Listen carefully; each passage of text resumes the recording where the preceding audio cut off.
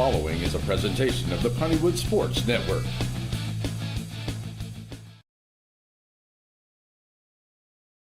Check it. Oh, it is on. Okay, just wanted to make sure.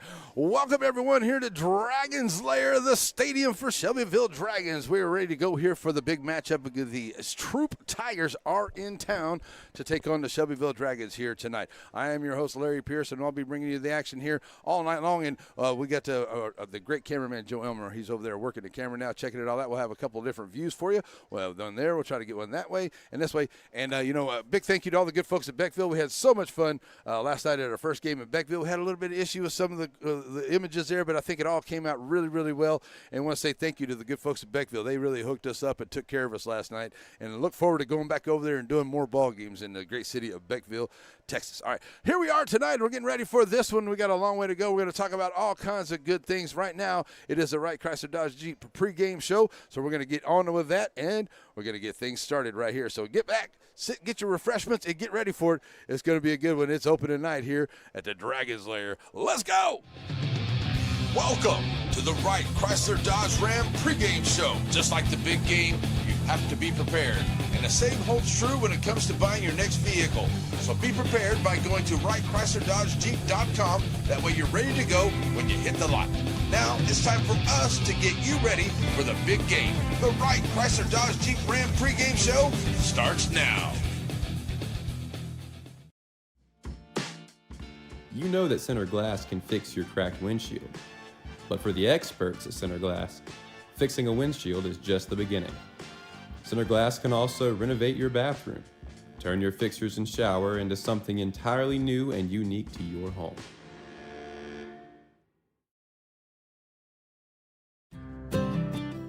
Over the years, most of us have collected a lot of stuff, but where is all that stuff? Down home. So when it starts piling up, you go with Down Home Storage, climate-controlled place for your down home stuff.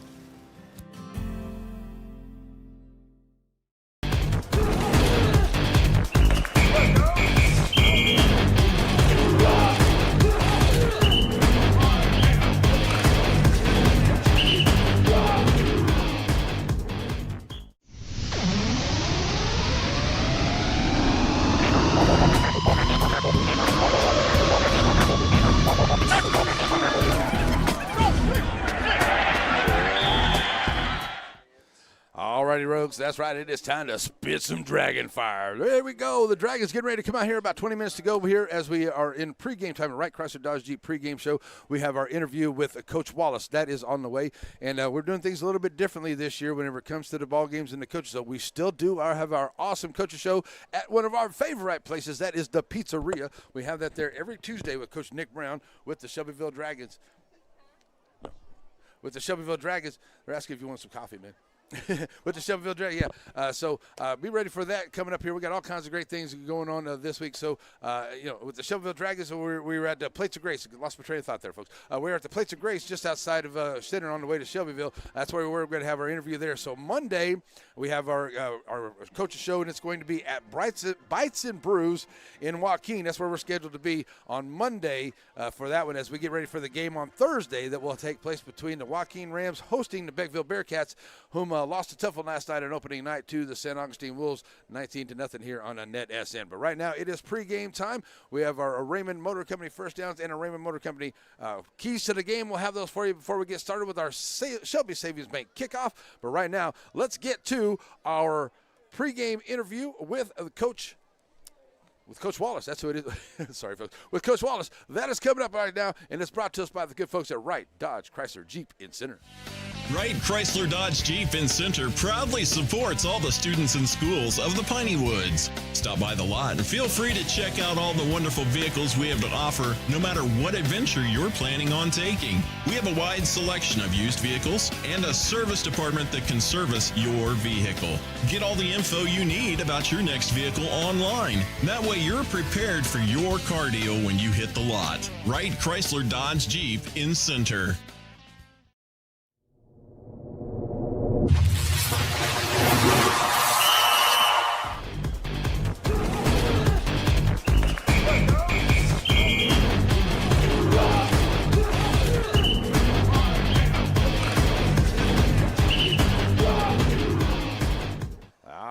That's right. The big game comes up on Friday night. Back here with Coach Wallace. And, Coach, let's talk a little bit of offense and defense here. I know we talked a little bit of things out there. So, but we know, I talked to you earlier in the year, and I said, okay, back there, the field general is Gavin McDonald's a job to lose, basically. So, but he's proven himself, and he's back there, and he's got an awesome offensive line and some guys around him. He's got a running back. I'm going to call RW3. He's going to be running ready to go. So I think this offense is ready to go behind their quarterback. Yeah, he's done a good job throughout, we call it fall camp, throughout fall camp and through the 2 scrimmages, managing the offense and doing the things that we're asking him to do. We're asking him to be Gavin McDonald, nobody else. Right. And so that's been the biggest thing for him is understanding what we're trying to accomplish with him back there at quarterback and having Ronnie back in the backfield, having a guy that's done it for a season and the offensive line we have around him that, can really help. But him just getting a grasp of what we're trying to accomplish. And I think that's something that he's taken ownership in. And he kind of understood that it was going to be his job to lose coming into camp. He did a good job battling. And then, Dallas Murray behind him did a good job throughout camp. He hurt his thumb right there before the second scrimmage, so he didn't get as many reps in the second scrimmage as he did the first scrimmage. Okay, but just, jammed his thumb up, couldn't really throw it. And so Gavin's done a really good job for us so far throughout. Getting ready for the first game is a little bit different than 2 scrimmages. And so just talking to him and telling him just be you, just live in the moment, have fun in the moment, enjoy the moment. It's not too big. You've been there before. And him just being able to go out there and understand that he doesn't have to do too much, just let the game come to him. I think that's a really big piece for a young quarterback. And so we're excited about him being back there and the things that he gives us, the arm angles he can throw the ball at. He flicks it out there pretty good. And right. So has a good understanding of what we're trying to accomplish offensively. And so it's been really good 3 or 4 weeks so far. Yeah, I was really impressed with him, in the one game he got to go into last year, and I know he had very little practice there, but I thought he did really well. I think in watching the scrimmages, I think he got some good errand of the ball. I think he has a very good accuracy. So you got a good quarterback right there, too. Yeah, and so, he's got a good line behind him. Yeah, as well. you look at Gavin McDonald from a year ago and him having to start the walk-in game and coming from the JV to the varsity and having to start that football game with limited reps with the varsity and limited reps. In a little bit different offense than what is JV. JV offense is a little base, and when you play on Fridays, it gets a little bit more extensive. And so the things that we were able to do with him and him being able to step into the Shelbyville walk-in game. And so all the other ones are going to be a game. He's going to have some jitters, but you're supposed to. Mm-hmm. I tell the kids when I played, I had butterflies before every game I ever played, all throughout college and everything. And so they're supposed to be there a little bit. It means something. And so we're excited about the product that we have on the field. And on the you got so many great pieces out there too. I know that offensive line has been shuffled around a little bit, but Kaysen, he had an awesome year last year, and I expect him to have an even better year. So Trace Sims, also Tucker Stovall, and I know you got a couple others. Ethan Jackson at left guard, and then Dallas Jones at right tackle. Yeah. Dallas Jones, you're talking about off-season different things. He's gained 40 pounds sophomore, and so he's a really intelligent kid, and so he has a good grasp of what we're trying to do. He picks it up really quick. And so the other pieces around him, like you talked about, Ronnie, and I called Hunter today the blonde bullet. And, we just got Ashton and Bryant, the 2 cousins out there at receiver, done a good job for us. And just, we're, again, the guys we brought back and the pieces we have, we have a chance to go out there and be successful, keep our head down and keep working. Right. All right. Let's moving on the other side of the ball there. And I know that Dallas, he probably would like to play quarterback, but he's a great linebacker right there. And I think that's where we'd like for him to be. He's like the quarterback of the defense. Oh, no doubt. And that's a big thing with our linebackers. It's real funny. DJ Barnes, when I got here, 4 or 5 years ago, whatever it was, he played middle linebacker and quarterback. And I had a conversation with him. I said, "Bud, you're not playing middle linebacker and quarterback." And so he understood and went from there. And Dallas kind of gets it too, and he gets to be the field general on defense. And we're excited about that unit. Like I said, a lot of those kids started last year. Some of these guys started as freshmen. Some of these juniors had to start as freshmen. And so the experience that they've got and just the number of bodies that we're able to have this year in our program is something that we're really excited about and really grateful for.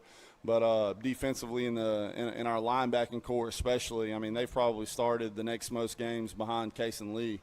And so that group and having that experience out on the field, and I don't know what the starts add up to as far as games go, but just having that experience on the field for us is really big. Yeah, because that's what I like. What you guys have, you have enough guys where you don't have, everybody playing both ways all the time. Yeah, You're it's able to crazy. get some people some rest on the front Yeah, lines. it's crazy how it really worked out for us. We don't have two guys going both ways. Right. It's not something that we decided, hey, we're going to two platoon, or hey, we're going to do this or do that. But we just have a lot of kids that are capable. Right. And some of them skill set is a little bit better defensively than offensively, and vice versa. Some of them better offensively than defensively. And so it just really worked out for us that we only have two-way players in Big Cason and Hunter. And so that's great for us. Like you talked about, we're able to give guys blows and be able to have some stamina throughout the game.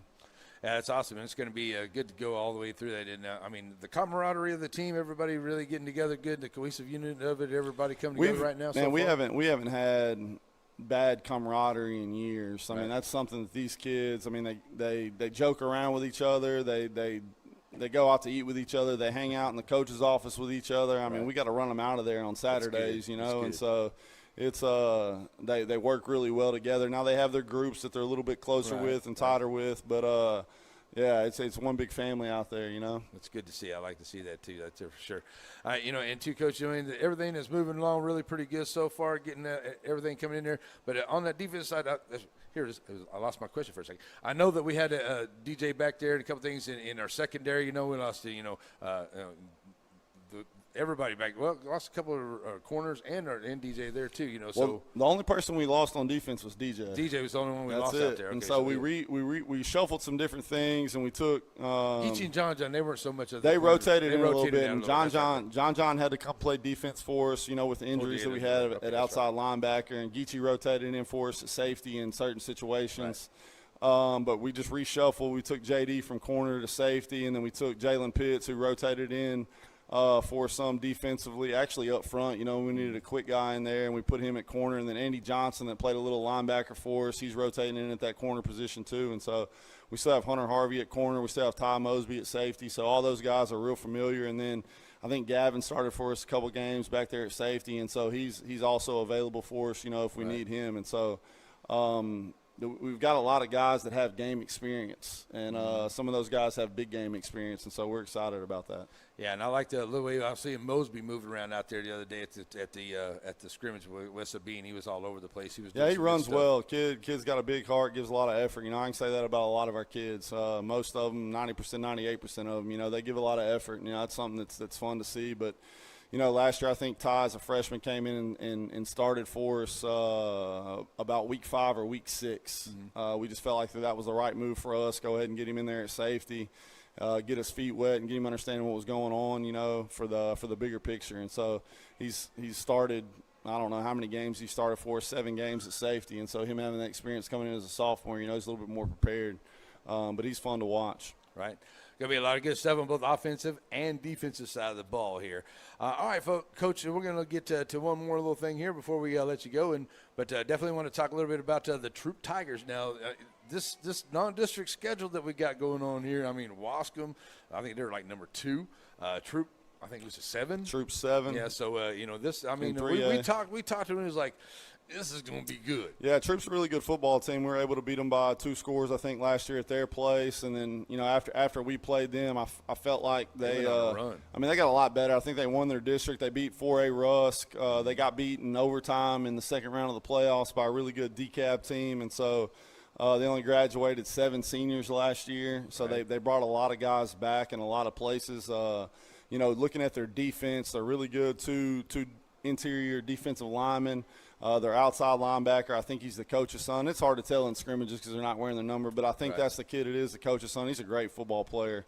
Plays running back for them also. Their defensive backs can run really well. They're athletic. They move really fast to the football. They're going to be a really tough football team defensively and offensively. They do a lot. They got a lot of speed. Their quarterback can run. He can throw it a little bit. Running back, again, is the coach's son. He's probably their best football player. They've got we're going to do a great job controlling the line of scrimmage and trying to eliminate some things and try to make them one-dimensional in what they do for us to be able to take advantage of our game plan. But it's going to be, or it should be, a really good football game against a really tough, really good 3A opponent. Yeah, it's going to be a good one. That's going to be a solid one. That's for sure, for sure. All right, well, before we go, Coach, I just want to talk to you a couple of things that went on here for the Dragons. We talk about the Dragon community. The Dragon community is awesome. And in case you don't know, folks, there was, 5 different Little League teams from the Shelbyville and the series action, and girls too. And you were part of all of that too. And, I mean, we did all kinds of good stuff. There was all Carolina, South Carolina, Mississippi. They went everywhere. But, I mean, the community was just awesome when it came to that. And now moving into this and then everything we've got going on, this community is just – I really like checking out all the good stuff. It was, it was great, and it's been great, throughout the playoffs last year in football and people tailgating and all the people that we had showed up. I mean, I don't know what the attendance was at playoff games, but it was unreal, and it carried over into basketball. Girls basketball, softball, baseball, just the support that the community gives. And then we get into the summertime like you're talking about with the Little League, and it's the first time in Dixie League history that one town has sent all 4 teams to the World Series, right. And so being able to do that, and then our girls being a part of that too, and being the 5th team that went, and having 2 teams finishing in the top 3, was awesome. But the community's great here. The support is great, and the expectations and just the things that they pour out are awesome. It's hard to put it in words. It's fun to watch them show up. They bleed red. It's just great to be a part of.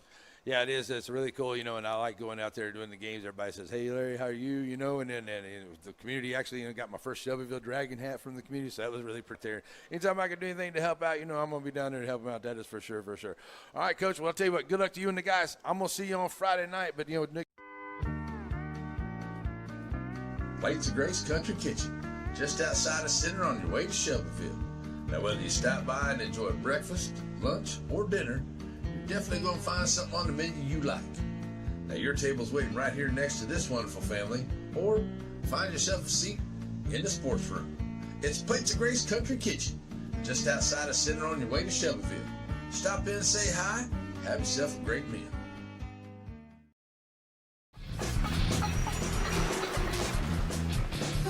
It doesn't matter if you need a truck tire or if you need a car tire. If you need a tire, you call Joaquin Tire.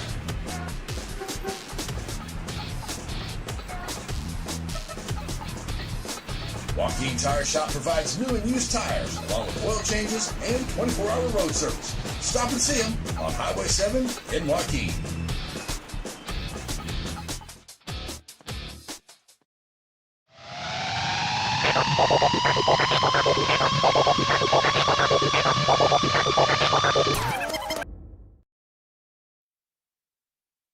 Welcome back here to the Dragon Slayer Shelbyville Stadium as the Dragon there, but still a beautiful Texas night. And as we always say, folks, as we get ready to go, there is no place better to be, especially on a Friday night in Texas. All right, folks, we're ready to get this one going. Let's get your Raymond Motor Company keys to the game. The keys to the game are going to look a little something like this, folks.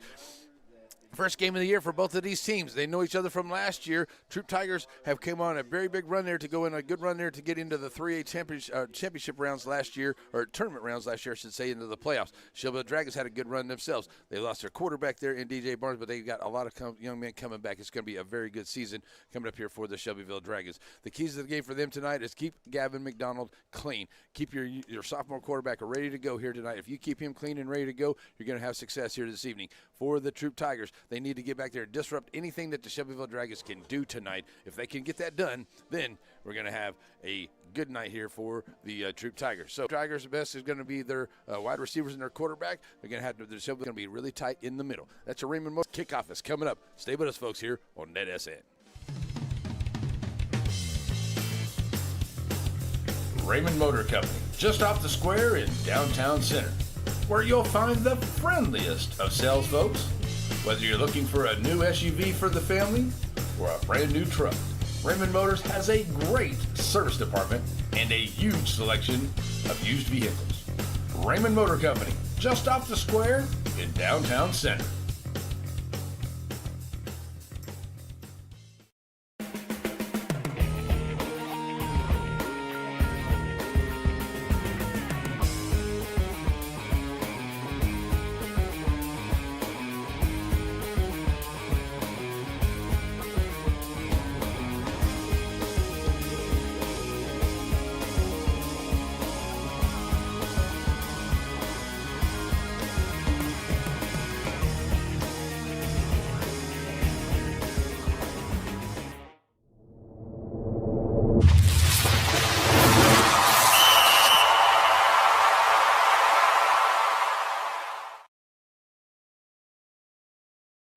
All righty, folks, ready to go here for the big one tonight as the Shelbyville Dragons are ready to host the Troup Tigers here this evening for game number view. The Troup Tigers over there brought a good crowd. I got the Troup Tiger Band over there, and it's going to be a good night for football. Sit back, relax, and thanks for joining us wherever you are out there. Great fun night. I want to check that out. I want to go one more thing here. Let's go here, make sure that's turned off, and it is. So we are good to go. I just want to make sure we didn't have any issues right there. All right, so Joe Elmer on the big camera. He's enjoying the fish from the Booster Club. We talked about that on social media today. I said, man, save me some. And we had to go across the stadium to get it, but it was dang sure well worth it. And who told me that? Mr. Blackshear. I ran into him along the way, and he's like, the fish is over there, Larry. He goes, but it's worth it. And I was like, okay. So we went over there and grabbed some fish, and Joe and I enjoyed that. So here we go, ready for the start of this one. And I'm missing one key point of my stuff here tonight, Joe. Let's see if I can grab it real quick. My eyes, because sometimes, even though I got some pretty good vision, it's hard to see everything out there. So let's grab the binoculars just to help out a little bit, all right? All right, looks like we have a number 4, that is Aiden Shields. Got Kason Lee, number 73. Number 10, that is J.D. Sewell. And number 82, is that who that is out there? Trying to see that last number. 62, I'm sorry.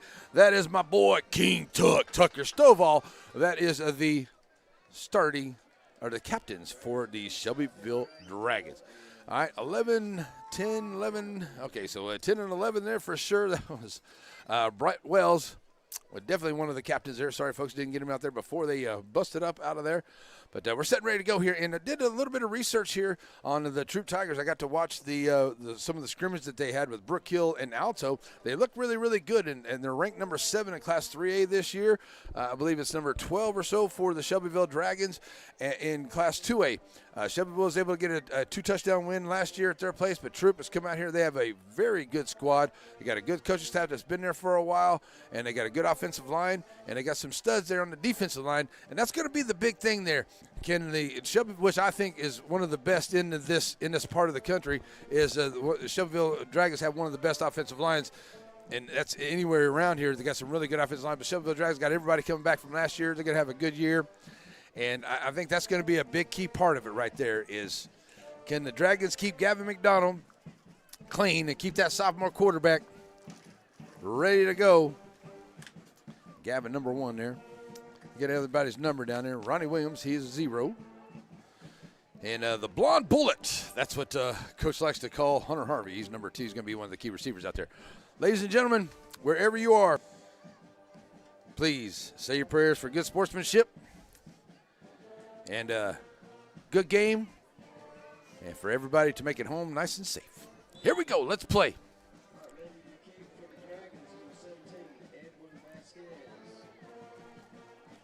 See what we got back deep here for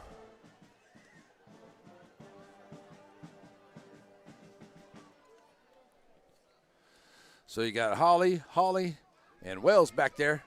And it's going to be Holly taking it there on the oh, he got racked up there at about the 30, down and 10 for the Troup Tigers at the 31-yard line. Good job there by the Shelbyville special teams. Come up there and lay some wood. Troup Tigers starting off on their own 31-yard line.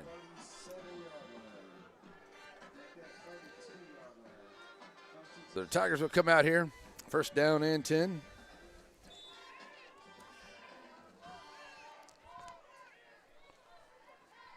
Ready to go. Bringing it up to the line. Quarterback, Josh Childress. Clears out the backfield. Childress going to look to pass. First one near right across the middle. Wide open in the middle of the field. Nobody there to cover him in the middle of the field. And down the field goes. It's going to be touchdown Tigers. First play from scrimmage, and it's a touchdown to Logan Chambers right up the middle. The defense for the Dragons totally lost him, and it's a touchdown for the Tigers. 69 yards. What a play. Right off the bat, Troup Tigers go 69 yards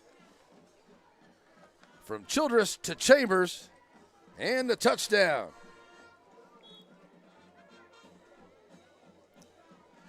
So right off the bat,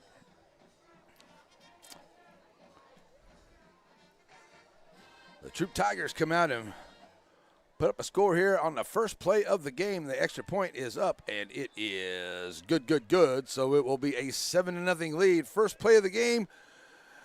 Wow. After the good kickoff there and a good job there by the Dragons. So the first play of the game for Troup Tigers, they take it to 7-0. We'll be right back here on a NETSN. Behold, the chicken fried steak sandwich.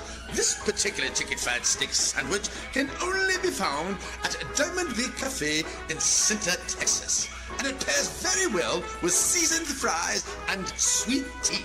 And if you're lucky, there'll be some of that Nana's banana pudding to go along with it. Get by Diamond Big Cafe in Center and see the wonderful folks and all the wonderful menu items for breakfast, lunch, and dinner. Alrighty, folks, back here it is now a 7-0 lead here as the first play from scrimmage for the Troup Tigers, 69 yards for the touchdown to number 80, Logan Chambers. So, start this one. So we'll see if they can return the favor here.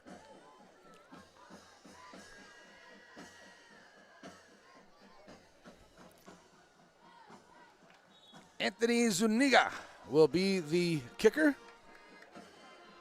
for the Troup Tigers. Williams and Hunter back deep. Hunter Harvey, that is, back deep around the 10-yard line. Zuniga ready to go here with the kick. See if we get one of the up men here. I think that's Shields and Murray up there. Let's see who that is. Good kick. Going to be taken there. Fair catch called there at about the 21-yard line. Taken there by number 7. That is a Bryant Scarborough for the Dragons. So the Dragons will start off 11:40 on their own 21-yard line. So Gavin McDonald going to bring him to the line here. His first play from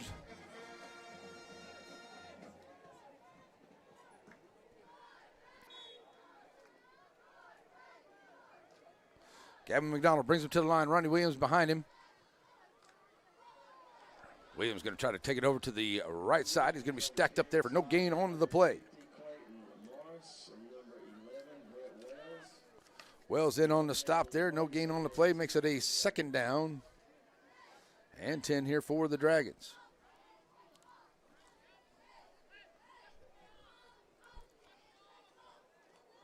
McDonald, Williams. That big offensive line. Jackson, Sims, Jones, Stovall, and Lee. Going to try to little pitch out here, a little touch pass out to Hunter Harvey, trying to get him to turn the corner. He's going to be racked out of bounds there and stopped at about the 22-yard line. Might have got one there to make it a third down.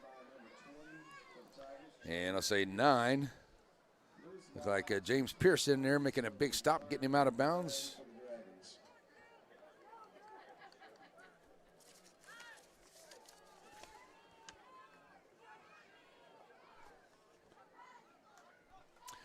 So here we go, third down and 9 for the Dragons.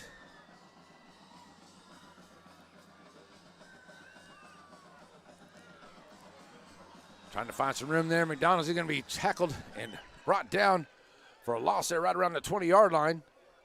McDonald tried to get away from the defense, but that's a good job there by the Troup Tigers. They're getting themselves down the field, and they're getting to that edge and keeping the Dragons from getting around the corner there. So it's going to be a 4th down and 12 here for the Dragons. We're just going to see a punting unit coming out here.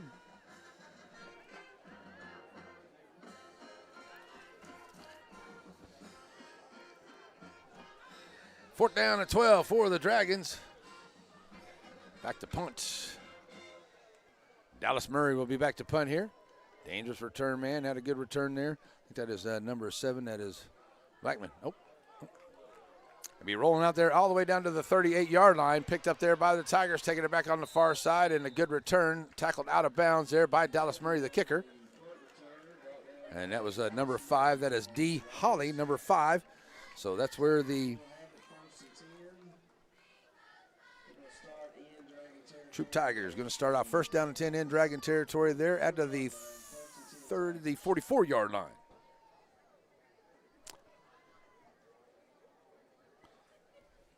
It's up to 44-yard line. Troup Tigers get their second time here. They lead at 7-0 right here in their opening play, taking it in a 69-yard touchdown pass to Logan Chambers. And see if they make sure that they cover the middle of the field here as they spread it right back out. Same formation they had to get that touchdown play a while ago. So here we go. Handing off. And a big run right through the middle of the gut there. And it's a big run here for Brett Wells. And he's still on his feet as he found a big hole right in the middle of that defensive line. And he finally gets taken down all the way down at about to the 15-yard line by Sergio Reyes. So it's a Raymond Motor Company first down here for the Troup Tigers as they run it all the way down to the 16-yard line on a 28-yard run by Brett Wells.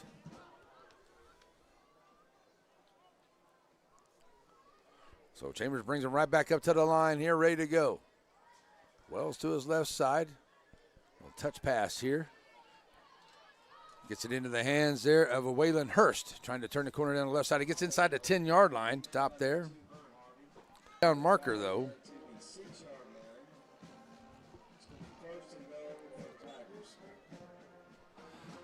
So it's going to be a first down and goal for the Tigers. So he takes it all the way down to the, looks like the 7-yard line where they're going to be.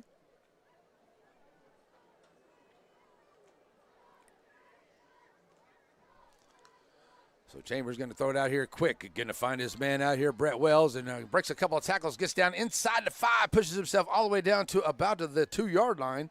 That's where. So number 11 there, Brett Wells, gets the reception there, and he takes it all the way down to the 2-yard line.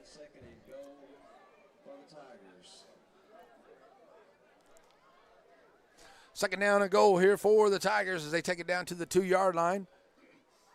Wells in a running back behind Chambers, the quarterback. Going to hand off to Wells, trying to take it right up to get. He'll find some room there to the right side. He'll take it a touchdown. But we got a penalty flag on the field. See what that's about and who that's against. Got an offsides.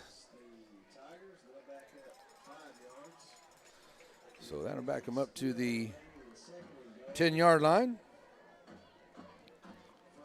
So the Troup Tigers now will go back to a second down and goal. Back out there right around the 7 or 8 yard line where they're going to be there, folks.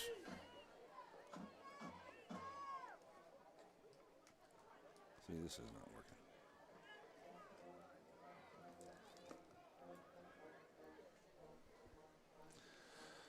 So after the penalty, second down and goal here for Childress. Childress going to get the snap. Oh, and the ball gets knocked away as it gets busted up into backfield. Picked up here by number 80, Chambers. And now it's a big loss. It's coming all the way back there. Gavin McDonald takes him all the way back down to the 38-yard line. What a play. Somebody came in there and laid some wood, knocked the ball up in the air, and the Dragons stayed really big on the pursuit and get it all the way back. We're going to knock them down there at the 35-yard line. Big play here for the Dragons. Good job there by the defense. So that's going to be a third down and goal. It's a loss of 25. And they're going to have to put that on Chambers there, because he's the one that ended up picking up there at the end, number 80. So a third down and goal from the 35-yard line. Up here, the Dragons now finally getting in and put away to Hunter Harvey, the speedster here for the Dragons. No rush. Good high kick here. And again, it's telling everybody to stay away from it, and it'll go out of bounds there right around the 10-yard line. That's where it will be out of bounds.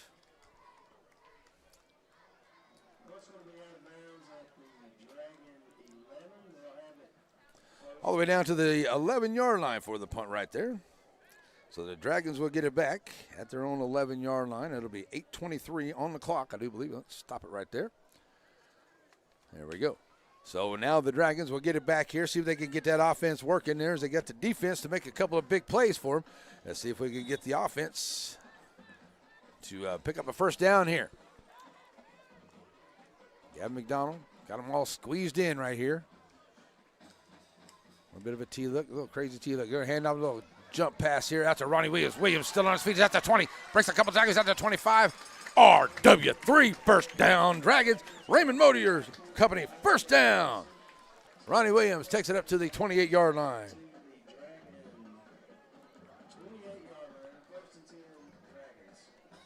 First down and 10 Dragons.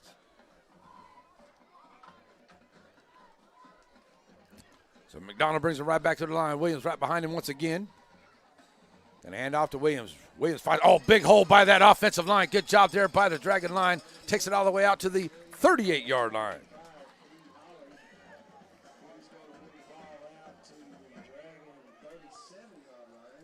That's going to bring up a second down and 1 here for the Dragons. Clock continuing to roll.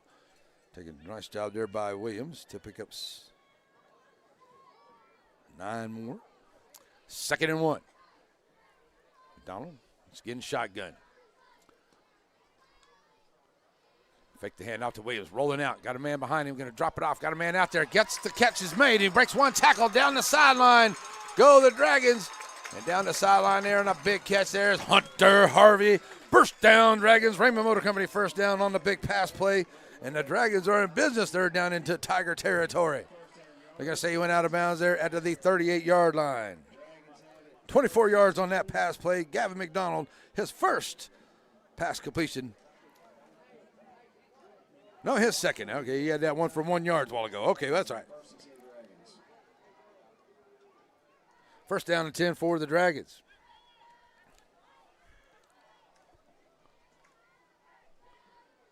So McDonald brings him right back up at the 38-yard line of the Tigers. Handing off to Williams, R.W. Williams.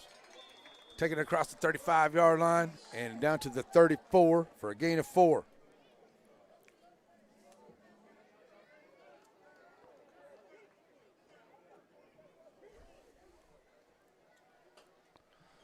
Second down and 6 for the Dragons.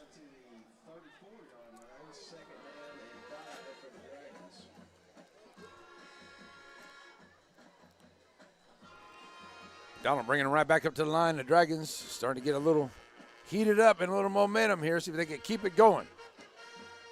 Donald handing off to Williams. Williams going to fall around that right side. He got a boom over there. He'll take it up. He'll have a first down to the 25-yard line. First down, Dragons. It's another Raymond Motor Company first down.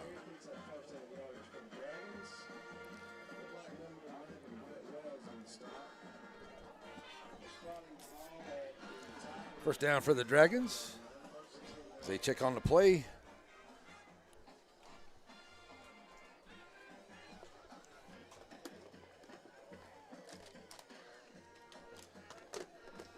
Sorry, folks, had to grab some supplies. McDonald going to come back here and get a little throw-back throw, and he got his man underneath the 20-yard line for the completion there. Hunter Harvey going to come up there with the completion.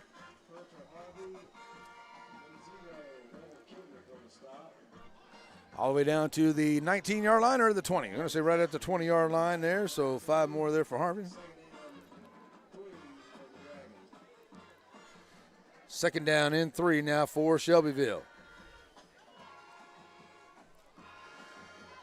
Taking a nice long sustained drive right here. Started with 8:23 on the clock. Have taken just about 3 minutes off of the clock here as they've moved it all the way down. Now going to have Obregon in the backfield. Obregon following his blockers through the big hole there to the left side. He takes it down close to the 10-yard, down to the 11. First down, Dragons at the 11 for a pickup of 9 for Big Tate Obregon. I like that James Pierce. You're going to hear a lot of that James Pierce here tonight. Larry Pierce, James Pierce. There we go.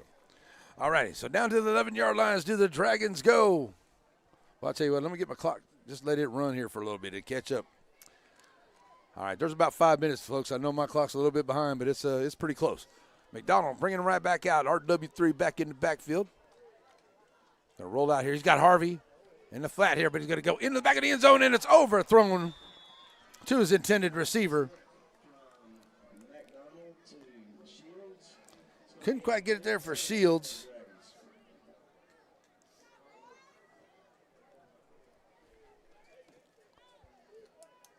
Yeah, there we go. So that's going to bring up a 2nd down and 10 here for the Dragons. All right, 2nd and 10. Sitting right there about the 11-yard line, just between the 11 and the 12-yard line. All right, so McDonald brings it right back to the line, ready to go. Handing out to Williams. Williams fighting his way through, breaks a couple of tackles, working his way down to the 5-yard line, looking for some offensive line to help push him along. And he'll get down. We got a penalty flags coming in. So penalty flags all over the place out there. As helmets come off as well. But Williams takes it down right now. Had a run down to the 5-6 yard line there. We'll see what the referee decides to call here.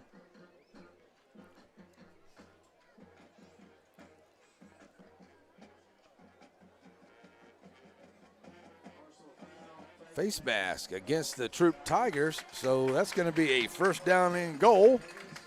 So take away the run there, so it'll be a penalty instead. It'll be the 2nd penalty here tonight on the Troup Tigers. And it'll be a short one, though, as it'll only be half the distance, but it makes it a 1st down and goal here for Shelbyville now. Let's get that off of there. There we go. So it's a 1st down and goal right around the 3-yard line. So backed up here, or RW3, once again, going to have it. Follow this line through right up under Tucker Stovall in the middle, and it's a touchdown, Dragons. And I think that calls for this right here.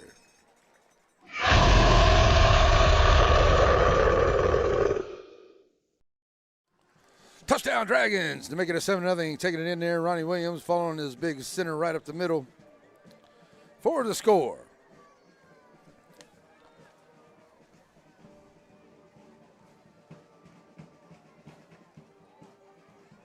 Extra point on the way.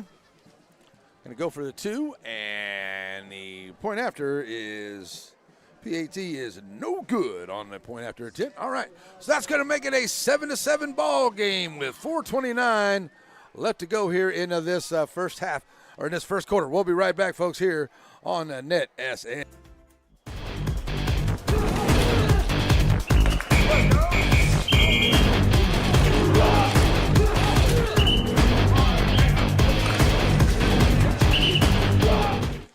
All righty, folks, we're back here. Let's put a stop on that.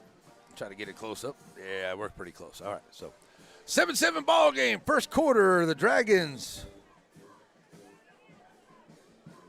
9 plays, 89 yards. Taking right at 4 minutes. 89 yards.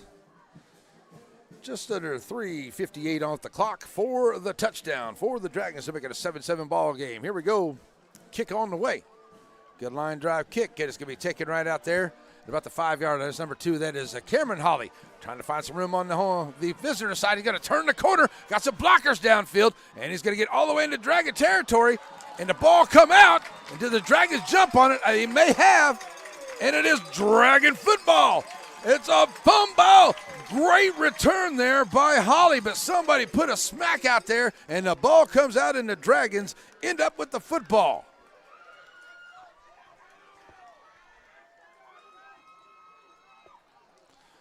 So Dragon football after the turnover on the kickoff.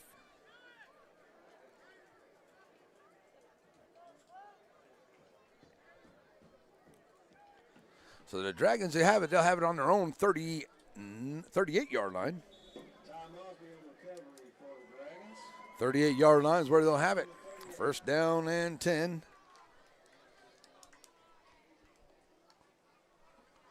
McDonald will look to hold it himself. Find some room right up the middle. Oh, that's Hunter Harvey on a direct step. Nice job there by the blonde bullet. I call him second gear.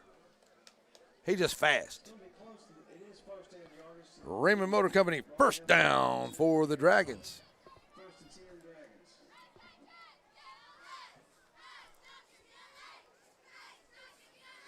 So the Dragons get 1st down and 10 after a big 10-yard run there by Harvey. Williams back behind McDonald. McDonald going to roll out to his right side. Got to put some air on the ball. Throwing it downfield and nobody there. Overthrows his intended receiver. So it'll be an incomplete pass.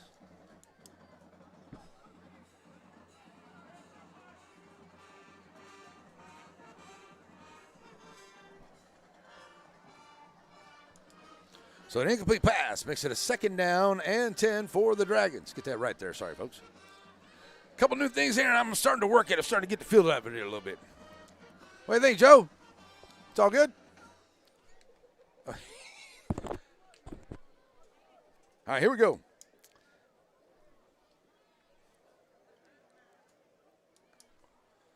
First down and 10 here, or 2nd down and 10 here for the Dragons. And here's a run by RW3. He'll take it across the 50-yard line into Troup territory. Bringing him down there is Holly. So all the way down to the 41-yard line.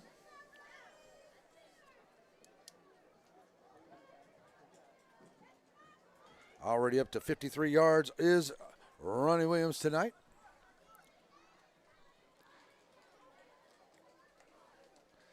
Big run there, makes it a 1st down and 10. Throwing it up there, and that's going to be some pass interference there. Yeah, that's a... As the penalty flags come flying in as the defender gave the intended receiver a good shove there. And see, you got a... Offsides against the Tigers is declined. Pass interference against the Tigers is accepted. So the pass interference will be accepted. There's a 15-yard penalty. So after the penalty yardage, that'll take it all the way down to the 30, make that the 25-yard line. Is where they'll be. So 1st down and 10 here for the Dragons. Another Raymond Motor Company. 1st down due to the penalty.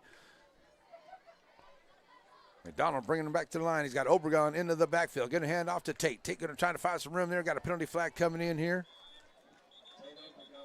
And that's about in the room there of holding.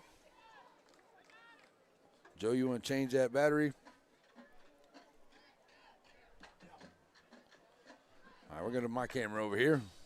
I'll do the best I can right there. So let you see if you can get that figured out.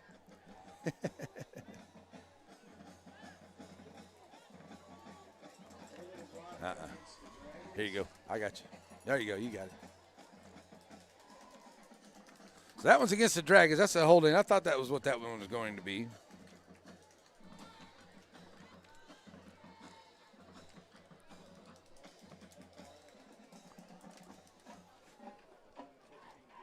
What you do, man?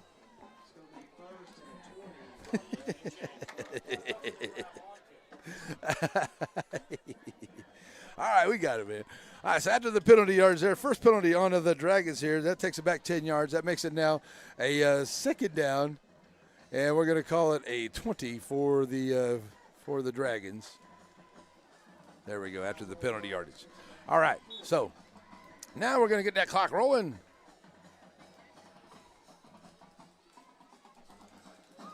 Swing it out here. Got his man. Going to catch it there. Bryant Scarborough on the tunnel screen. Is going to take it up to about the 37-yard line there. Right back to the line of scrimmage is looking like right there.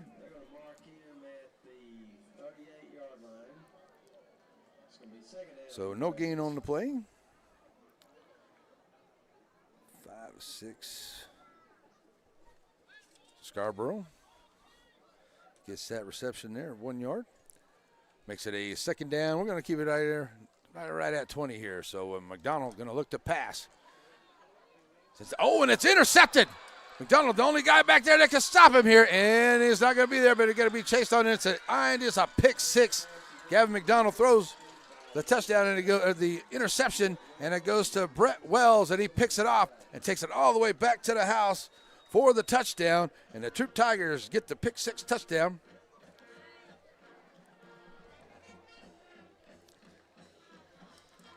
So on to the interception.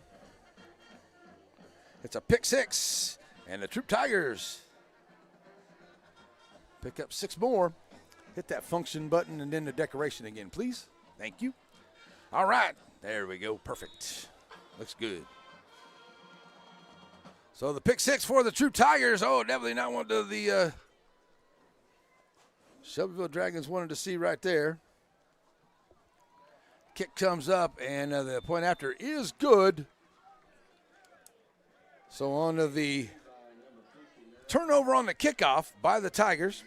And then the Dragons throw the interception here, and it's a pick 6. And now that makes it a 13-7 ball game here as we get ready for the kickoff. That is coming up. Kickoff coming up, and it is brought to us by the good folks of Shelby Savings Bank. Shelby Savings Bank has come a long way since it was established in 1982, and the good folks that work at Shelby Savings Bank really enjoy doing things in the community and for the community. And they would like to encourage everyone to please shop local. For all your banking needs, please visit these wonderful Shelby Savings Bank locations, with 2 locations in Center, locations in St. Augustine, Palestine, and Lindale.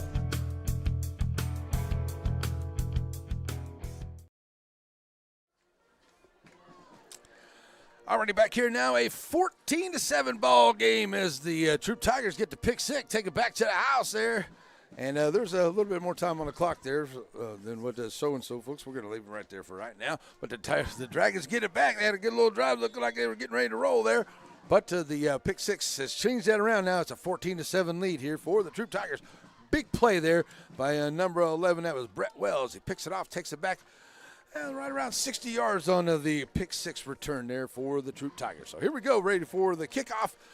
It is the Shelby Savings Bank kickoff.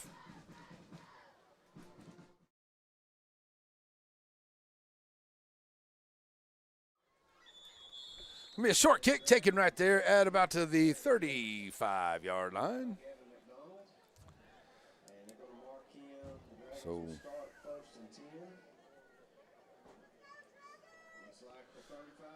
So right at the 35-yard line, the Dragons get it back. They'll have it. First down and 10 for the Dragons here. But a good drive by the Dragons. Like I said, 9 plays, 89 yards. Took about 4 minutes off the clock. Ronnie Williams gets a 3-yard touchdown run. So let's see if they can keep that up here. Just answer right back. So McDonald brings him right back up. Making a handoff here is going to be a pitch to Harvey. Harvey trying to get around one defender and does. And can't quite get around the other. Good job there by the Troup defense as they got good pursuit to the edge. And Harvey's going to lose a couple back to about the 33-yard line.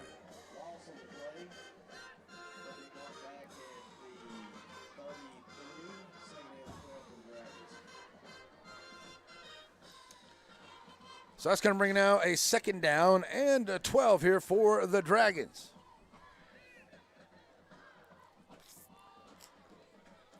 Gavin McDonald checking in with the sideline. Right back out, trying to follow that big offensive line, see if they can get a first down here. 2nd down and 12 here in this first quarter. McDonald pitching out here to Williams. Williams, oh, and a great play there, sealing off the edge there by the Troup Tigers. That was number 11. Once again, Brett Wells. He was right there. He's not letting Williams go anywhere. He got to lost a few more back to the 30-yard line, so Williams going to lose 3.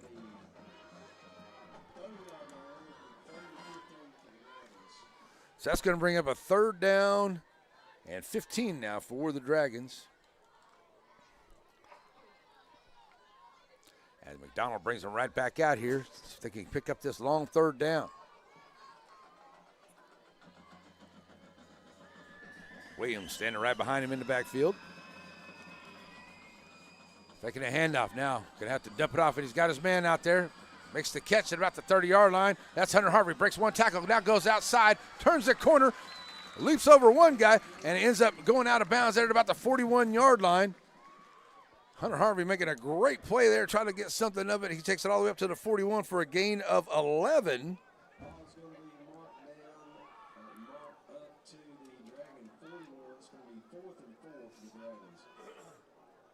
So Harvey picking up 11 more. But that will be a 4th down. It's going to be a 4th down and 4. So the Dragons going to go for it here. And we're going to get a timeout on the field here, and it looks like the Shelbyville Dragons are going to call their first timeout. So timeout here by the Dragons. We'll take a timeout right along with them. Thanks for joining us wherever you are here on the NETSN. It's 14-7, the Troup with the lead here on NETSN. Hey, if you're like me, lots of stuff is collected off up at your homestead. Call it down-home clutter. Well, the good news is there's a place for it. You ain't got to have a garage sale or a bonfire. You can take your down-home stuff to down-home storage. That's what I did. The Friday night lights are shining, and we are teaching driving.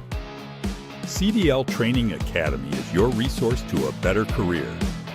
Come and get trained and get tested right here in Henderson, Texas. CDL Training Academy. Visit our Henderson, Texas office or online at cdllearn.com. All righty, folks, we're back here. And we're getting ready for the timeout. I got a 4th down and about 5 here for the Dragons. They've got the ball sitting on the 41-yard line. So if they decide to go ahead and go for it here, looks like they're going to bring Murray in for the punt. For the Dragons. Too early in the ball game to take that close of a chance here for Coach Wallace. So get the punt and live to play another series, right? Here's the kick. Good one by Murray. He's going to kick it away, and it's going to bounce, bounce, bounce, and it will go out of bounds inside the 35-yard line.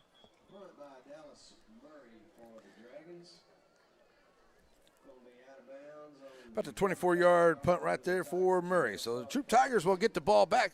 Coming up at halftime on our Farmers State Bank halftime, we'll have a great interview with the Lady Dragons volleyball coach, Coach Rupp. She will be our halftime interview tonight, so stay with us for that.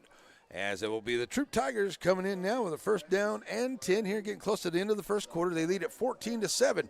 The Troup Tigers will now have it on their own 35-yard line with about 36 seconds left to go here on the clock. So the Tigers going to come back out here, 1st down and 10, as they haven't had the ball for a little while. Had a touchdown there by the Dragons. They turned it over on the kick. The Dragons had a little bit of a run. Then they had a pick 6. The Dragons now punted away. So the Troup Tigers haven't had the ball for a little while here. So let's see what they're ready to go. Childress brings them to the line. Hand it off.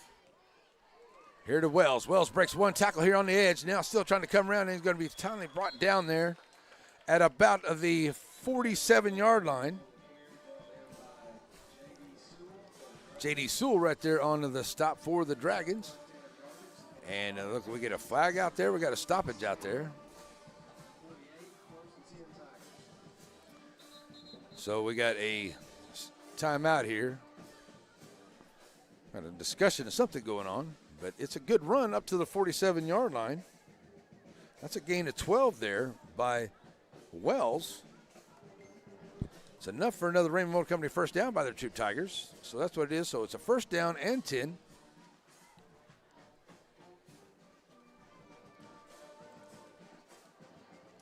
Still a discussion going on out there by the referees.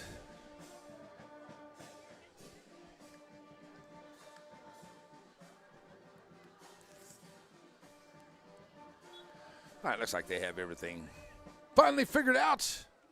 Okay. Childress bringing it right back to the line. Wells in the backfield with him once again at the 47-yard line. 1st down and 10 here for the Tigers. Going to hand off to Wells. Wells finding some room right in the middle. Breaking tackles. Still on his feet. Covers up the ball. Helping up for a 1st down as he takes it down into Mosby down there, brings him down as he gets into Dragon territory. Runs it all the way down to the 37-yard line of Shelbyville. 16 yards there. And that's going to be the end of the first quarter here for the Troup Tigers and the Shelbyville Dragons. We're going to go to the second quarter. It is coming up. We'll be right back here on a NETSN.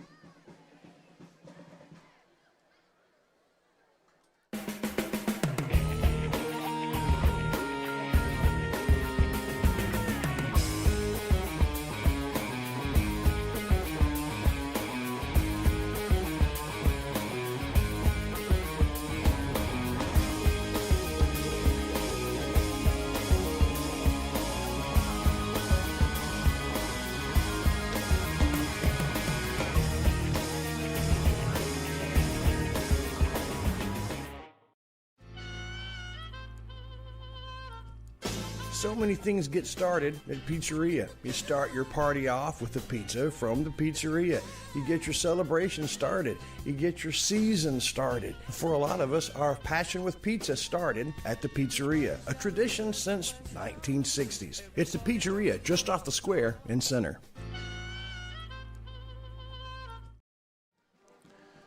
Alrighty, folks, we're back here ready to go for the second quarter.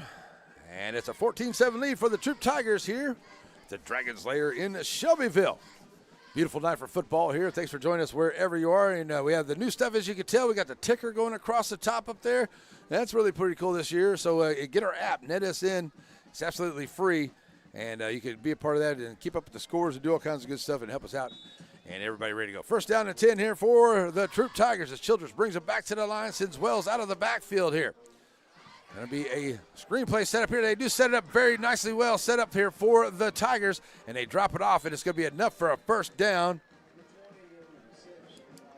And a beautiful pass there. It does a great play there to James Pierce, and Pierce will take it all the way up to. Oh, we got a penalty flag out there.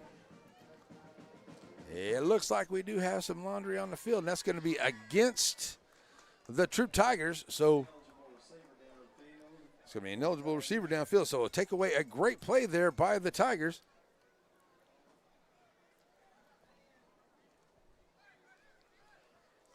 And that'll back them up for another penalty here. That's the fourth one here for the Tigers so far. Carlisle Mount Enterprise having a good game over there, 16-12 Mount Enterprise. That's going to be a 5-yard penalty right there, backing them up to the 42-yard line, making it a first down and 12.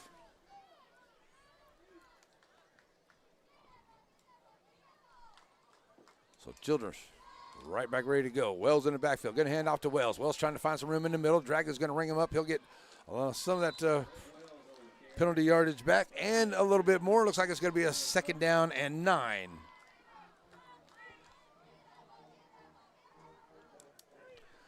Taking it all the way down to the 35-yard line. 6-yard line. Second down 8 for the Tigers. So it's going to make it a second down and 8 for Troup. Childress in the backfield by herself this time. Second down and long, going to look to pass. Now throw it up there, got a man out there, and it's a great play, and it's caught, and the reception is made all the way down at about the 6-yard line. What a great catch, had to go up and catch it. Went up and got it out at his highest point there. That is number 5, that is D. Holly. What a play, what a great catch. As Childress laid it up there, and it goes all the way down to the 11-yard line for 24 yards. It's another Raymond Motor Company first down. So Childress going to hand off to Wells, trying to find some room up the middle, and he's going to be blocked up there. Brett Wells on the carry. Obregon on the stop. Tate Obregon going to make a stop there for the Dragons. Be at the 5, second down goal for the Tigers.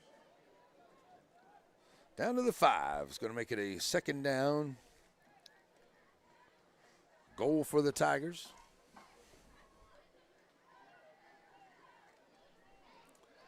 As Troup brings him right back up.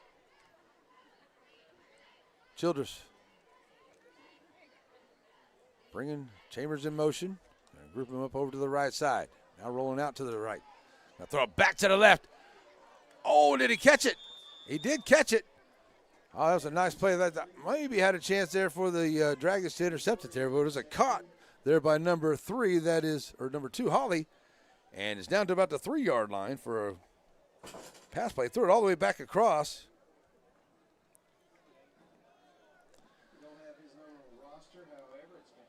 Third down and goal. So 3rd and goal here for the Dragons, or for the Tigers, sorry.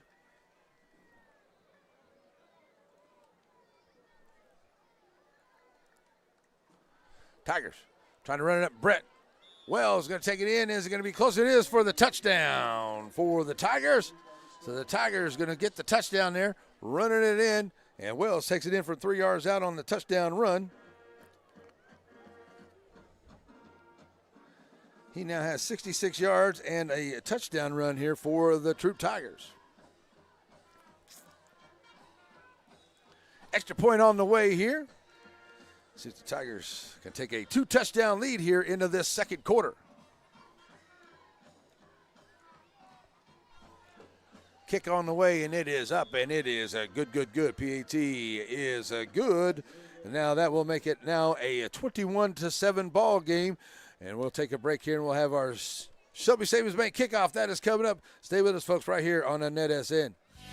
Wright Chrysler Dodge Jeep and Center proudly supports all the students and schools of the Piney Woods. Stop by the lot and feel free to check out all the wonderful vehicles we have to offer, no matter what adventure you're planning on taking. We have a wide selection of used vehicles and a service department that can service your vehicle.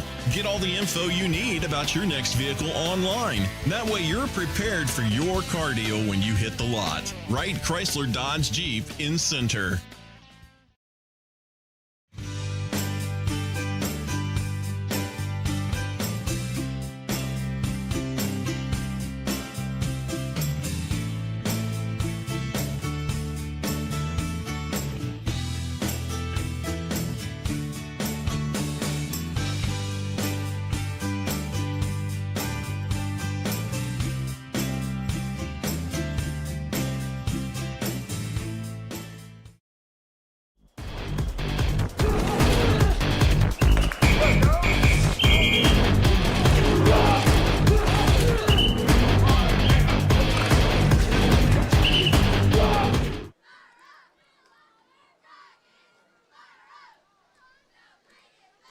And back here, folks, ready for a Shelby Savings Bank kickoff as the Troup Tigers now take a 21-7 lead after a nice little drive there by the Tigers.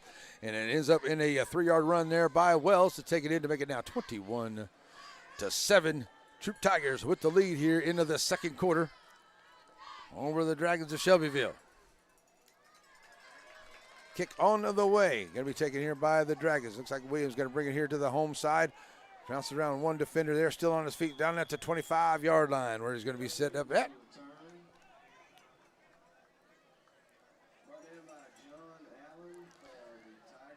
Allen for the Tigers on the stop right there, but the Dragons will start off on their own 26-yard line for a first down and 10. 9:30 or so here on the clock. And McDonald had an interception. He's had a couple good plays here tonight.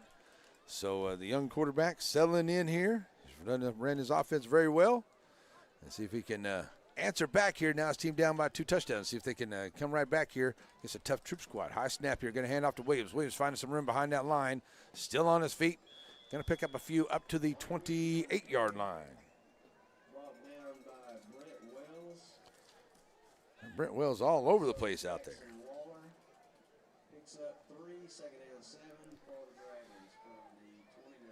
Second and 7 for the Dragons from the 29-yard line. The Dragons come back to the line, taking a little time here, see if they can kind of just work things out here as they'll get the ball to start the second half as Troup Tigers took their first play from scrimmage and took it to the house. Here's McDonald, going to look to pass once again, going to throw it down here. Got his man, what a great catch. And a great, and it gets knocked out. What a great job there by the Dragons. Oh, my goodness, that was a great job. Bryant Scarborough had it, but it looked like somebody coming across there. It looked like it might have been number 5, D. Holly. Might have jarred it loose, but a great job there by Scarborough. Boy, I thought he had that one right there, man. 3rd down and 7 after the incomplete pass.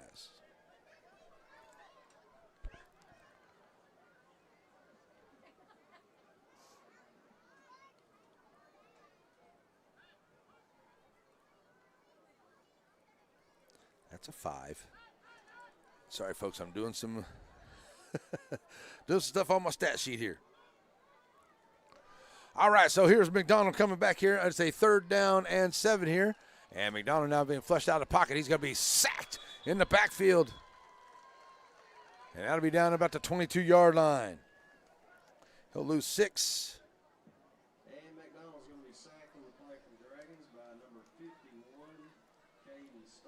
Good job there by Starkey and that Troup defense. I'll tell you what, they are a very good defense. They've been in the backfield disrupting all kinds of stuff back there. The offensive line for the Dragons going to have to figure some things out here, see if they can keep things working here once we get into that second half. But definitely got to keep Gavin McDonald clean out there And got a good job to keep their offense on the field here against a good defense to keep that good offensive troop off the field.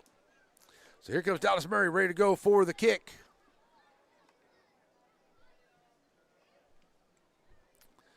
Kick on the way, going to take here, and he'll be bouncing and taken here by Holly. Holly going to take it over to the Troup side, still on his feet. And he's going to be taken back into the middle of the field to get into Shelbyville Dragon territory. And he will be downed. A lot of whistles going on out there. So it's going to be Troup football. They'll have it. First down and 10. They'll be at the Shelbyville side of the field at the 44-yard line.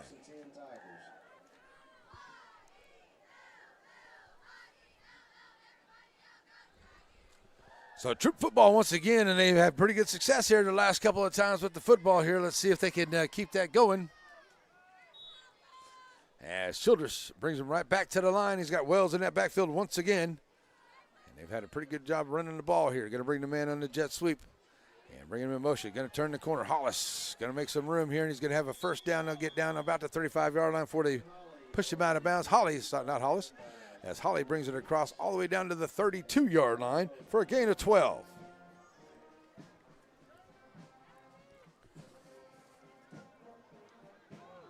Raymond Motor Company first down. That's number 5 on the night here for the Tigers. And they have it in the Shelbyville 32-yard line. Childress calling for it. Going to hand off to Wells. Wells finding some room to the right. Turns it back inside, takes it across the 30-yard line down to the 28. Murray on the stop.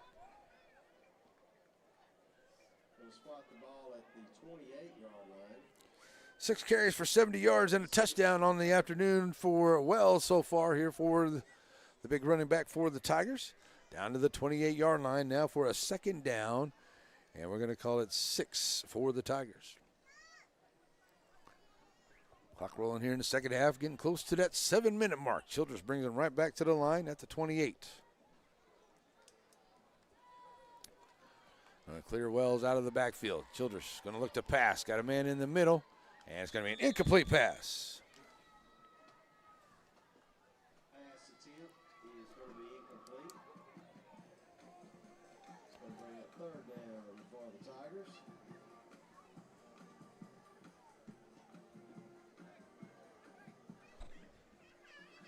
Third down here for the Tigers. Stop the clock, third down and about 6. Childress bringing them right back to the line.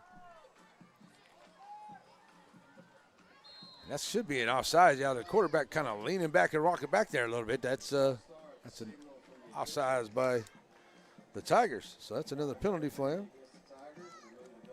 Back to the 33. So that's going to bring up a third down, and it looks like it'll be about 11 here for the Tigers at the 33. Has 5 penalties for 38 yards on the Tigers so far here tonight. They got a third down and 11.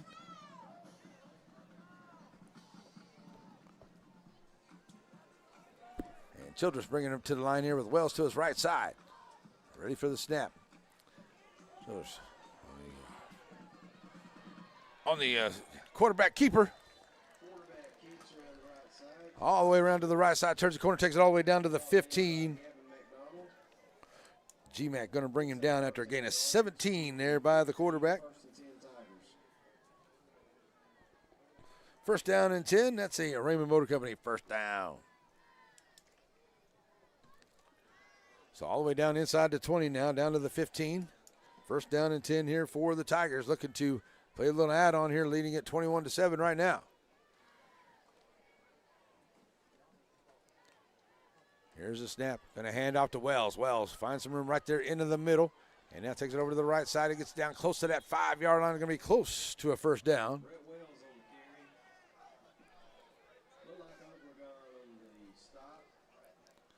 Obregon going to make a stop down there. It's going to be second down and 1 for the Tigers. Ball at 6. So down there at the 6-yard line after a 9-yard run. It's a 2nd down and 1 here for the Tigers. Childress on the touch pass. Going to throw it out there and going to find Wells.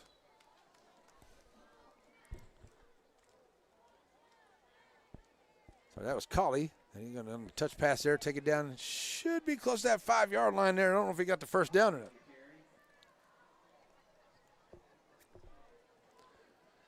And still awful close, but it's going to bring up a 3rd down. Reyes on the stop there for the Dragons. So it's going to bring up 3rd down and about 1 here.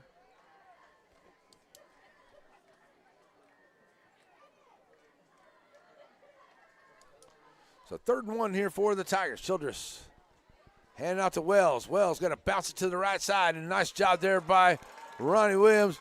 Oh, I'm sorry, that's Hunter Harvey there. Going to take him down for a loss there. Going to be a 3rd, they're making it a 4th down.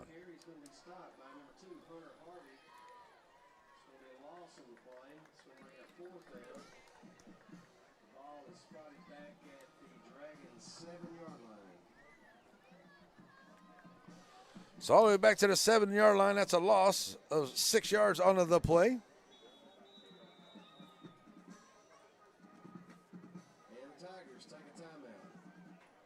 So the Tigers going to take a timeout with a 4th down and 1. So that gives us a chance to take a timeout as well. So we'll take one right along with them. You're watching the Piney Woods Area Game of the Week. Troup up 21-7, and they're threatening now with a 4th down here against the Dragons. See if the Dragons can hold them out. We'll be right back, folks, here on NETSN. It doesn't matter if you need a truck tire or if you need a car tire. If you need a tire, you call Joaquin Tire.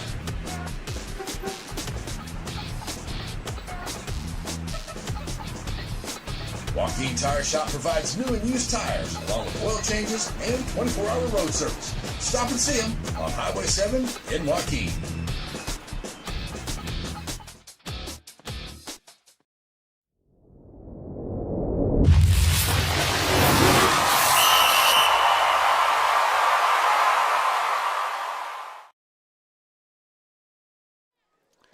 Back here ready to go for the 4th down here for the Troup Tigers. They're coming out.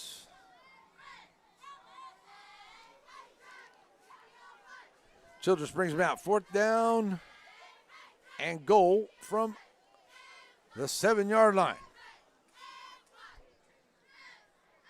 Wells in the backfield. Going to hand off to Wells. Take it right up the gut. The Dragon's going to hold him up there, but he's going to have enough for a 1st down as he takes it up to the 5-yard line.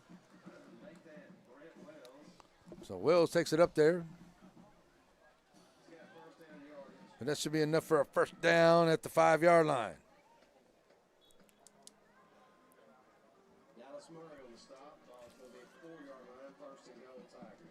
So down at the 4-yard line, 1st down and 10 here for the Troup Tigers. As they try to play a little add-on here now, the 1st down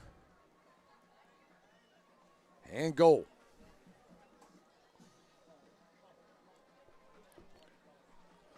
And a nice job here by the Dragon defense, stuffing that hole up there, making it just very short.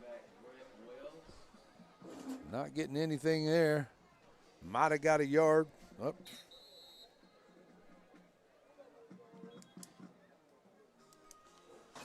So might have got a yard right there. 2nd down and goal for the Tigers.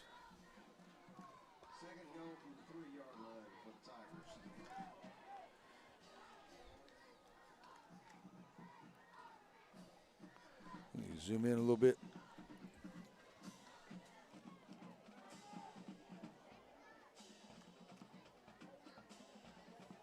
There you go.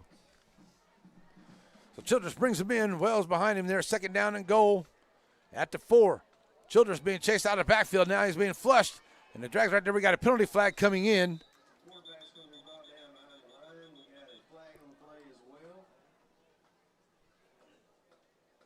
So penalty flag coming in.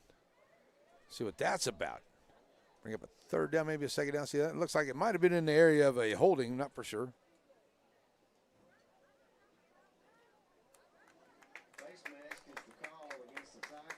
So the Tigers commit the face mask. And that's a big penalty there against the Tigers. That's going to take them way back to around the 20-yard line there on the penalty.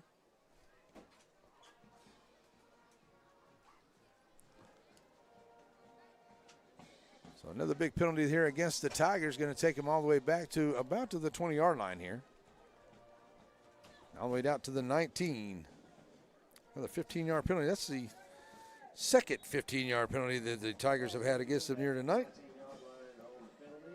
53 yards of penalties on 6 of them here tonight. That's going to bring up a second down and long here. Second and goal from the 19 for the Tigers.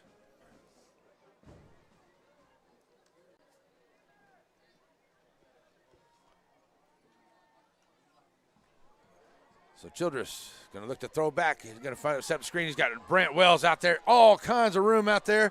And he's going to take it in. Touchdown for the Tigers. And a great job on the throwback to the screen. And it worked out perfectly here for the Troup Tigers as it's a 15-yard touchdown pass for the touchdown to Wells on the score for the Troup Tigers. They will now have a 27-7 lead here for the extra point on the way.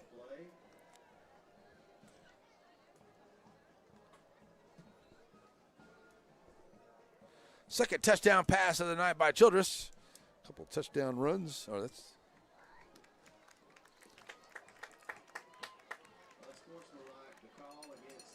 so we got an unsportsmanlike call against the Tigers here for the extra point attempt. Backing them up a little bit. And then, okay, back and forth. Not for sure. Okay, so I guess we're going to get the point after attempt here good when we get the chance. So we got the pick six, the rushing touchdown, and the two passing touchdowns here by the Troup Tigers here into this first half.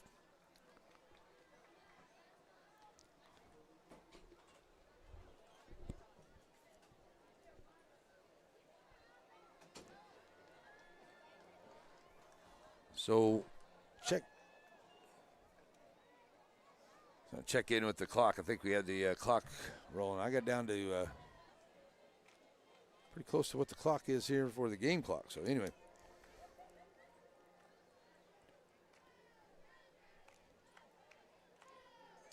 $11 plays, 56 yards, and a 15-yard touchdown pass from Childress to Wells was the scoring there for the Troup Tigers. They now lead it right now 27-6. The extra point on the way. Took 4 minutes and about 30 seconds off the clock for that touchdown drive. Here comes the extra point on the way, and it is up, and it is good. The PAT is good. So that will now make it a 28-7 ball game here. We'll be back for the Shelby Savings Bank kickoff. It is coming up as the Dragons need to see if they can put something together here before the end of the first half. We'll be right back here on NETSN. Plates of Grace Country Kitchen, just outside of Center on your way to Shelbyville. Now, whether you stop by and enjoy breakfast, lunch, or dinner, you're definitely going to find something on the menu you like. Now, your table's waiting right here next to this wonderful family, or find yourself a seat in the sports room. It's Plates of Grace Country Kitchen, just outside of Center on your way to Shelbyville. Stop in and say hi, have yourself a great meal.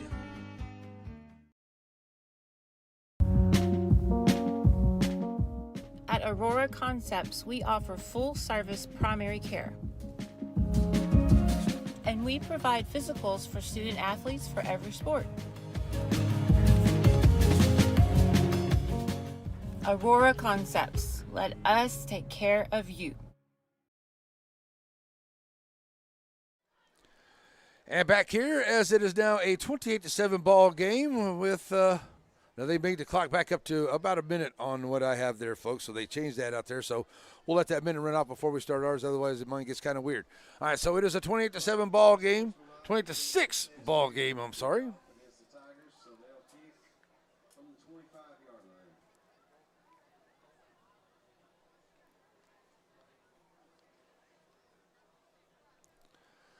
It's 28-6 ball game here, and the 25-yard line is where the kickoff. That was the penalty is going to be enforced on the kick. So here we go as Shelbyville will get it back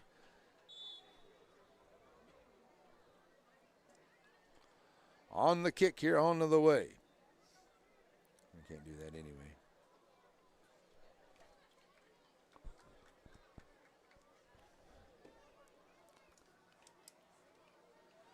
Zuniga ready to go with the kick here for the Troup Tigers. And the kick is on the way. Taken there by the Dragons. Ronnie Williams going to bring it back here to the home side. Williams finds a seam there, trying to find some room. He's going to take it across the 40-yard line. That's where the Dragons will start off at their own 42-yard line with a little over 3 minutes to go. And my apologies, folks.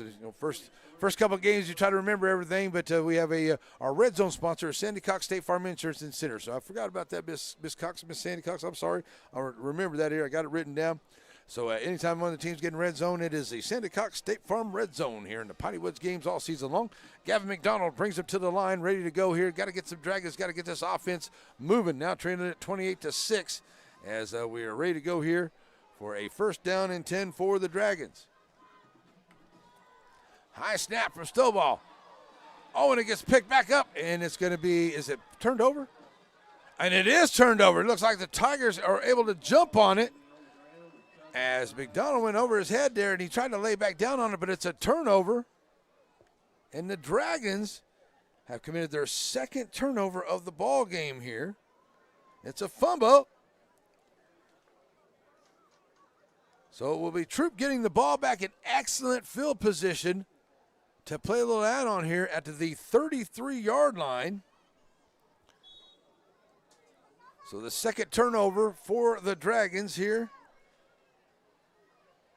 And it's Troup football once again. Childress bringing him right back to the line. He's got Wells in that backfield. That's been a dangerous duo so far here into this ball game. And here's a nice job. Going to hand off to Holly. Holly going to take it around the corner. He's going to go all the way down the field. He's going to get knocked out of bounds right there around the 1-yard line. No, they're going to say he did get in and score. Touchdown Tigers on the nice play on the end around right there, and a great play there for the Tigers. They take it in, and they are just pouring it on the Dragons right now as Holly with a big, big play there for Troup. And the Tigers make a big run with it to now go up to a 34-6 ball game lead.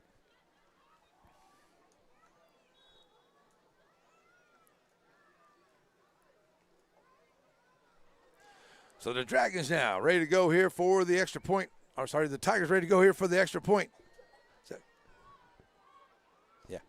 Zuniga on for the extra point once again. As here comes the kick, and he's been pretty good, and he's solid with it once again here tonight. So it's another extra point. The PAT is good. All right, so we're going to leave it right here, folks, for just a few minutes, and we'll get all this stuff together here. So with the fumble, and then the Tigers get it back. And then on the end around, taking it 33 yards for the touchdown, is number 2. That is Cameron Holly. So Holly gets the 33-yarder for the second rushing touchdown of the afternoon here. And he has got 58 yards on the night. 2 rushing touchdowns, 2 passing touchdowns, and a pick 6 is where we are here with the scoring for the Troup Tigers here tonight. As just into the second quarter, and it's a little quiet here on the Dragon side, and I can totally understand why. So the Dragons trying to see if they can pull something together here as 2 turnovers have turned into 14 points here tonight for Shelbyville.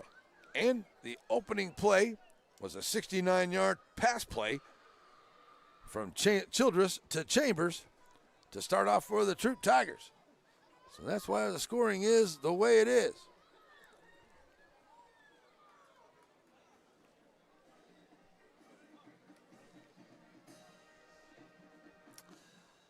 All righty, so ready for the Shelby Savings Bank kickoff.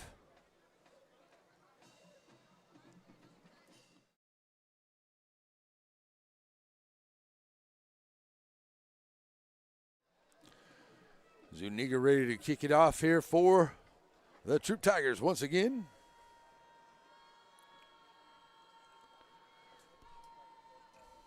And the kick on the way.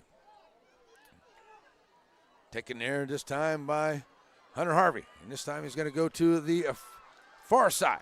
And we ring it up and take it down there close to the 40-yard line. It'll be a first down and 10 here for the Dragons at the 39.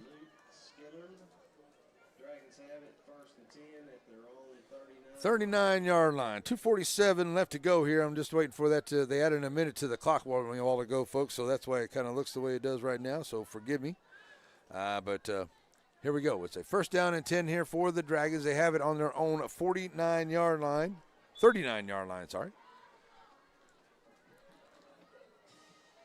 And Williams behind McDonald. Yeah, you can go in a little bit more. So McDonald going to hand off to Williams. Williams going to be tripped up in the backfield. What a great play into the backfield there. Caden Starkey, number 51, makes a great play there to take down Williams for a loss back to the 35-yard line. That's a loss of 4 onto the play, make it a second down. 15 for the Dragons. All right, and finally get this clock started here.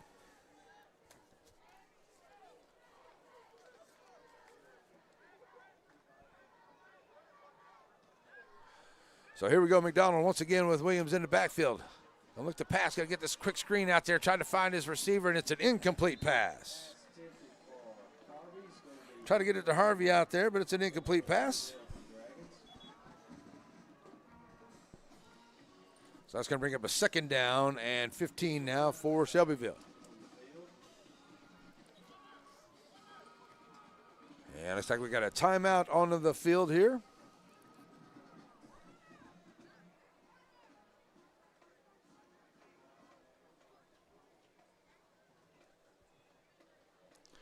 All right, so with a timeout on the field, we get right at the 2 minutes. That's something new, too, as well. The 2-minute thing is that just like in the NFL, you get the 2-minute warning. So that's kind of what we got going on here with the 2 minutes. So that's where we are right now, folks. So we got the 2-minute warning here in the first half as the Dragons trading at 35-6 here onto their home opener tonight. Trying to figure out some kind of way to stop these Troup Tigers as they are rolling right along here this evening. We'll be right back here, folks, on NETSN.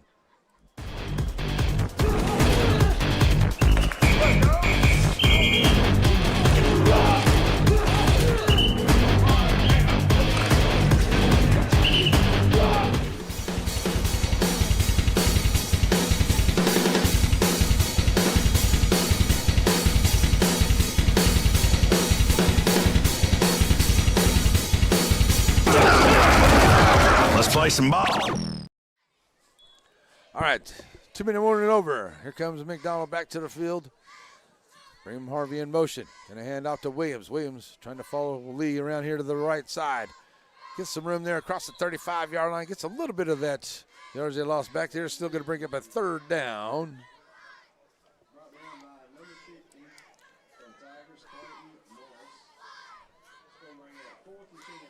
Takes it up to the 44-yard line. It's at the 39-yard line, sorry, folks. 39-yard line. Getting those 4 yards back. 11 carries, 52 yards, and a rushing touchdown for RW3 here tonight. But it is now a 4th down. And right at 10 for the Shelbyville Dragons as Coach Wallace looks like he's going to. He does have 1 timeout left. Oh, he's got the 2 left. Okay.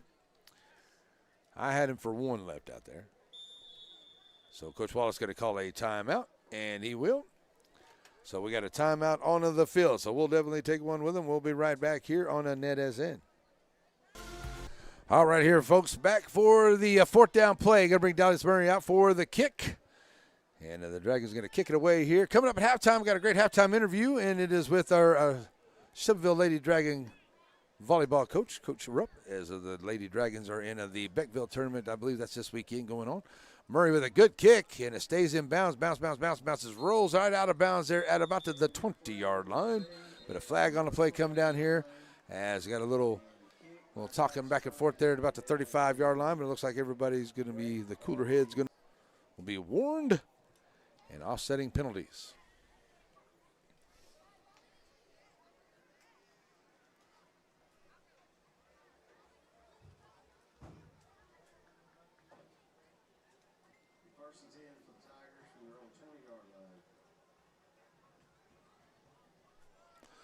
All right, so after everything goes on, we're going to have a first down here for the Tigers.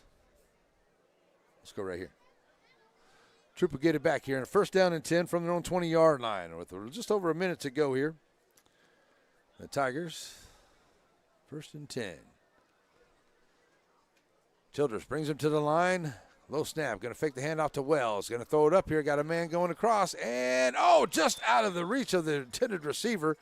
Nice try right there. But it is in.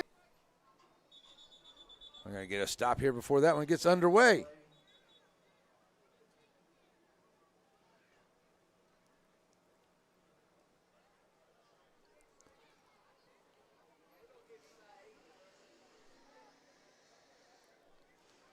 So we got a stoppage here before.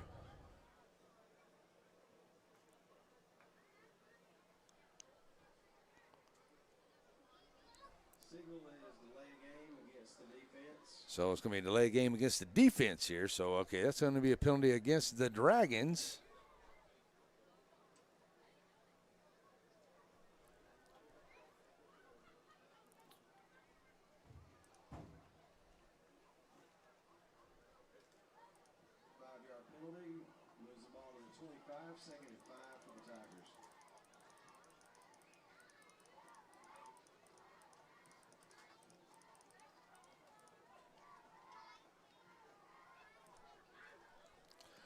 All right, so after the penalty, it's a second down and 5 here for the Tigers.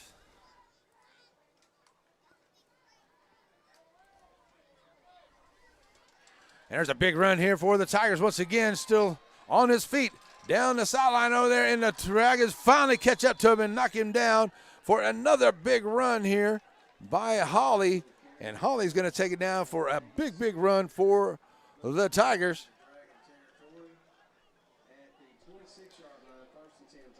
Big run there for the Tigers, all the way down to the 26-yard line for a first down and 10 here for the Tigers. Wow, big run. Found some room over that right side and took off and just ran with it. First down and 10 here for the Tigers. Childress going to look to pass. He's going to pull it down as he's got some room and brings it here to the near side. And he's going to take it in for the touchdown. Had a chance there for someone to make the stop, but no stop there, and it takes it in for the touchdown. And it's now a 41-6 lead here for the Tigers of Troup. Big run there by Childress as he takes down the pass. And it looks like we may have an injury out here onto the field. So we'll take a second here. And a big run there by the Troup Tigers.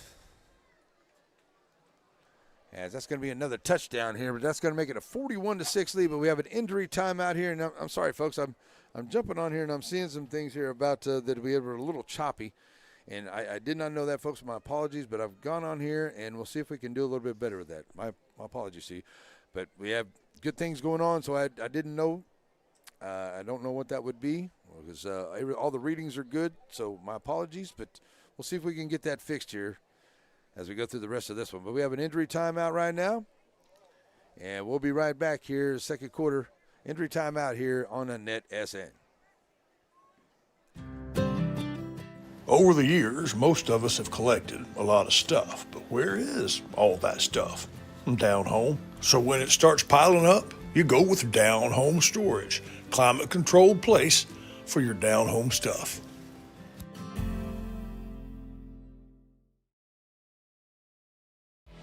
The Friday night lights are shining, and we are teaching driving.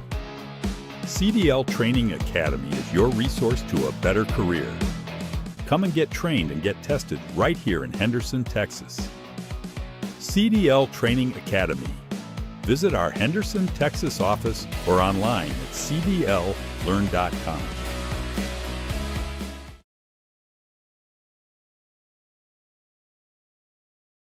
Struggling with mobility, chronic pain, work, or sports injury? At Azalea Orthopedics, our team of highly trained physicians specialize in... All right, folks, we're coming back here. Injury is okay, and everybody looks to be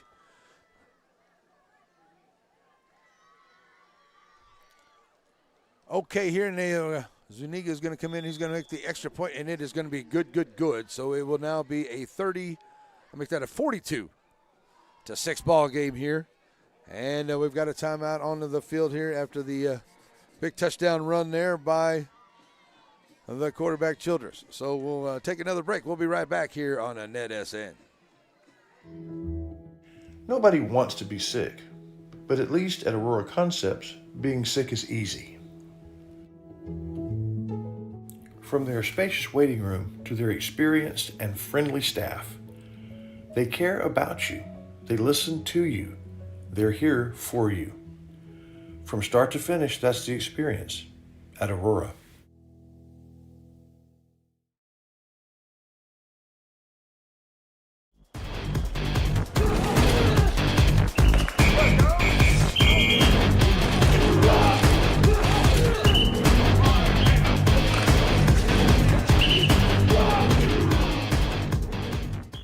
All right, we're back here, folks, as we're getting ready for the Shelby Savings Bank kickoff. Now a 42-6 ball game here. Let's get that right. That's right. You're looking at it right there, folks. And just some great play here by the Troup Tigers. They have come out here and said they were number 3 in 7A, number 7 in 3A, I'm sorry. And, yeah, they've taken it to the Dragons so far here in this first half. And the Dragons are going to get this Shelby Savings Bank kickoff. About half a minute left. See if they can put something together. They will get the ball to start the second half as well. So we are hardwired on that internet, so I don't know why, but that's the way it is. Okay, well, we think we got it done there. Hunter Harvey's going to catch it on the good kick, and he'll take it all the way up to the 36-yard line. That's where he's going to take it off from. So it's going to be a first down and 10 here for the Dragons. So first down and 10 here for the Dragons at their own 36-yard line.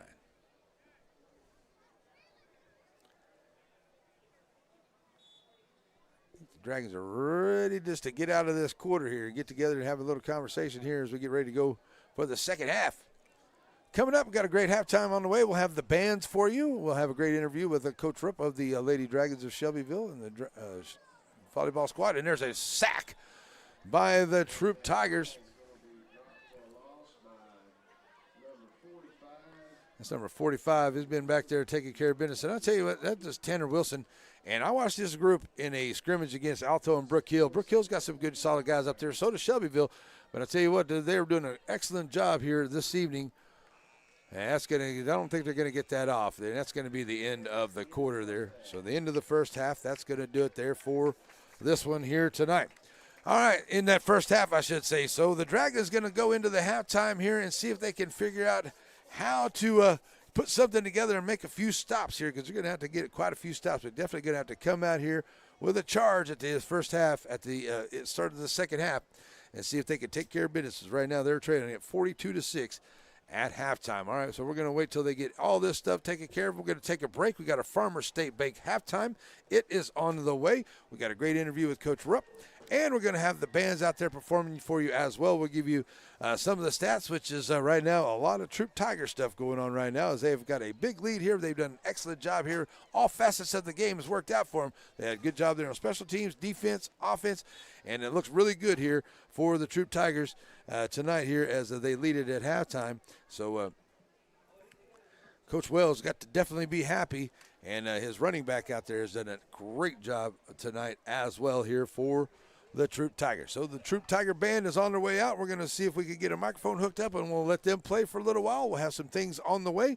So we'll take a quick break, and we'll come back with the Troup band. It is a Farmers State Bank halftime here on NETSN. Whether it's with family and friends or just some time to yourself, summer is better on the water. And Farmers State Bank has exactly what you need to make those dreams come true. Learn more at fsbctx.bank.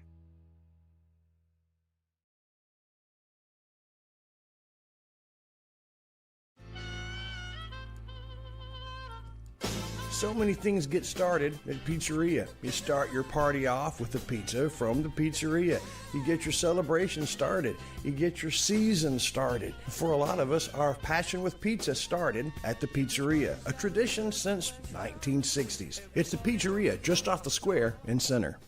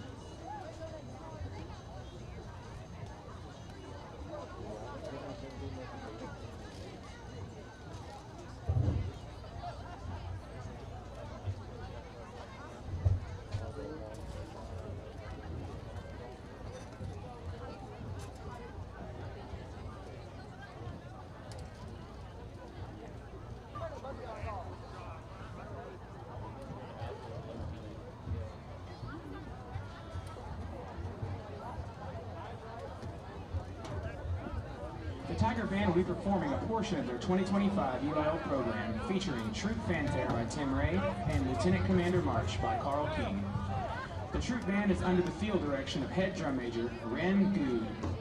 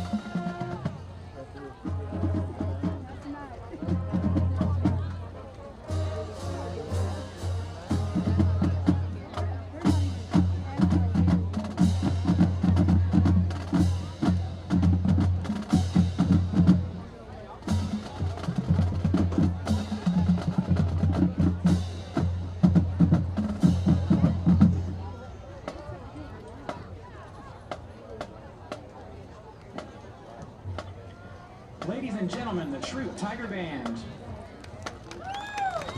Band directors are Robert Castillo, Colton Lackey, and Kaylin Rhodes.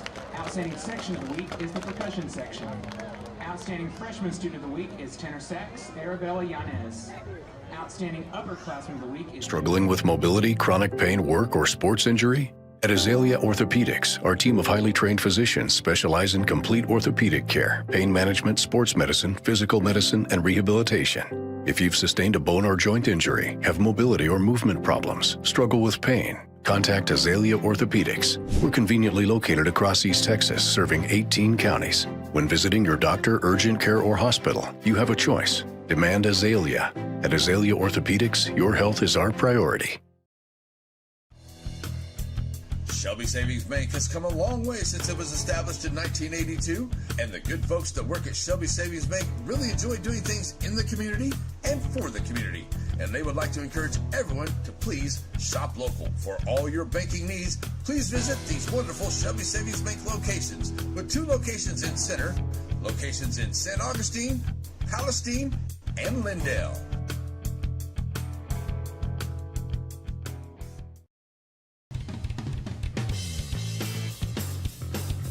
Raymond Motor Company, just off the square in downtown Center, where you'll find the friendliest of sales folks. Whether you're looking for a new SUV for the family or a brand new truck, Raymond Motors has a great service department and a huge selection of used vehicles. Raymond Motor Company, just off the square in downtown Center.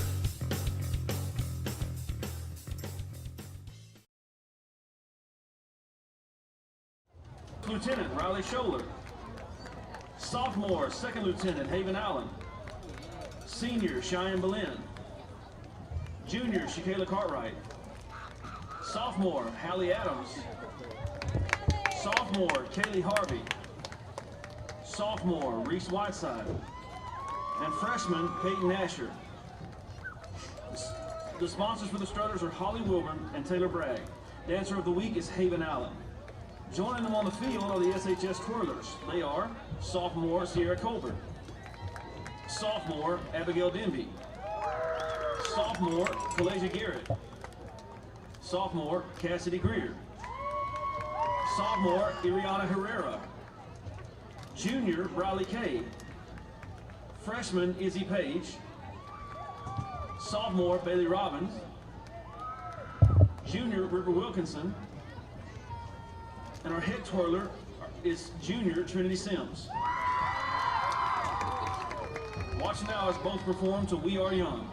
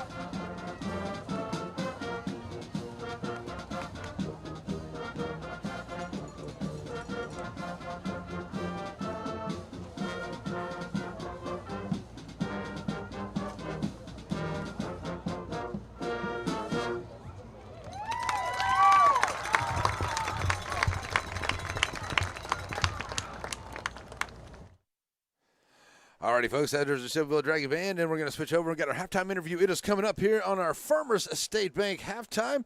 Stay with us, folks. We've got the second half on the way right now. Troup up big over Shelbyville, 42-6. Halftime interview with Coach Rupp on the way in NETSN.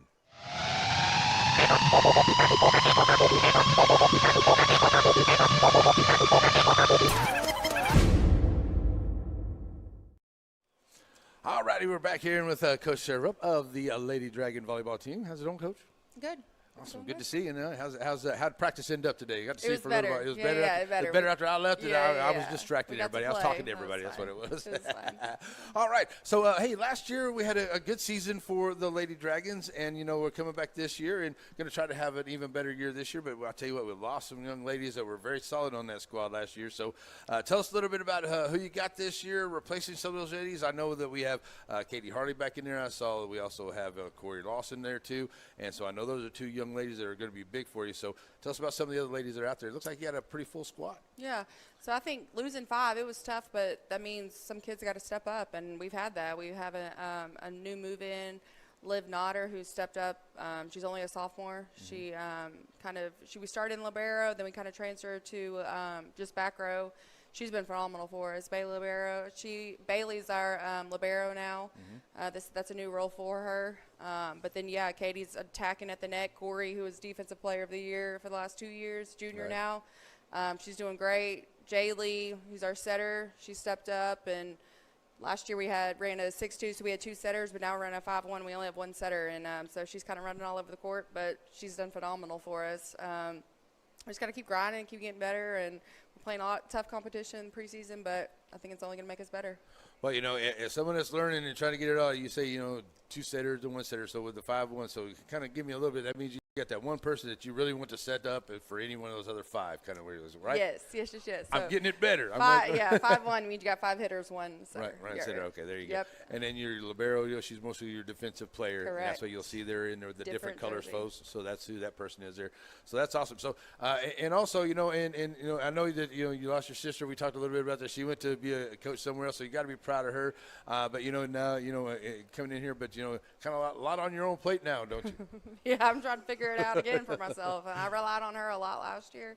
But, she better, and you just kind of have to go with it. I am excited for her. But now it's trying to focus on the program that we have and the kids. And like I said, they're great kids and want to get better. They're competitive as heck. And every day they grind it out and come every day focused and ready to improve. So, you can't ask for a better group of kids.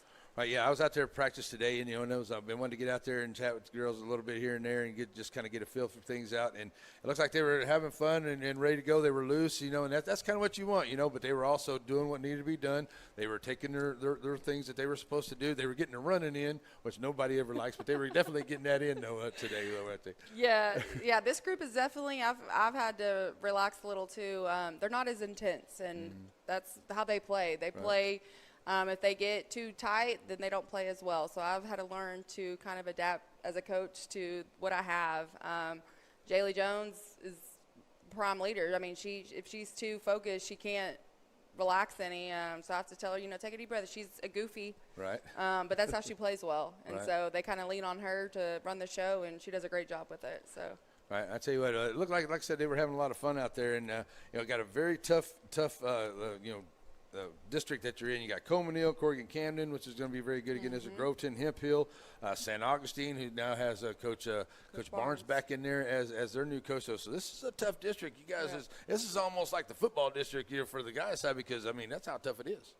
Yeah, I think we can't take any game lightly, and every game that we're playing is going to be competitive, and majority of it's going to be best out of 5. We have to play all 5 sets, and that's the hard part, is getting mentally tough to win that 5th set, because that's when it comes down to it. That's 5th set's going to matter the most. And it's a lot. It's exhausting mentally, physically, but we got to keep grinding, and that's the thing. This team never gives up, regardless who they play.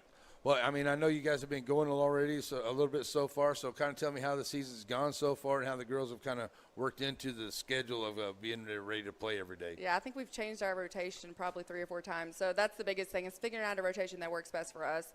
I can't put my best hitters on the floor at the same time. I got to spread them out.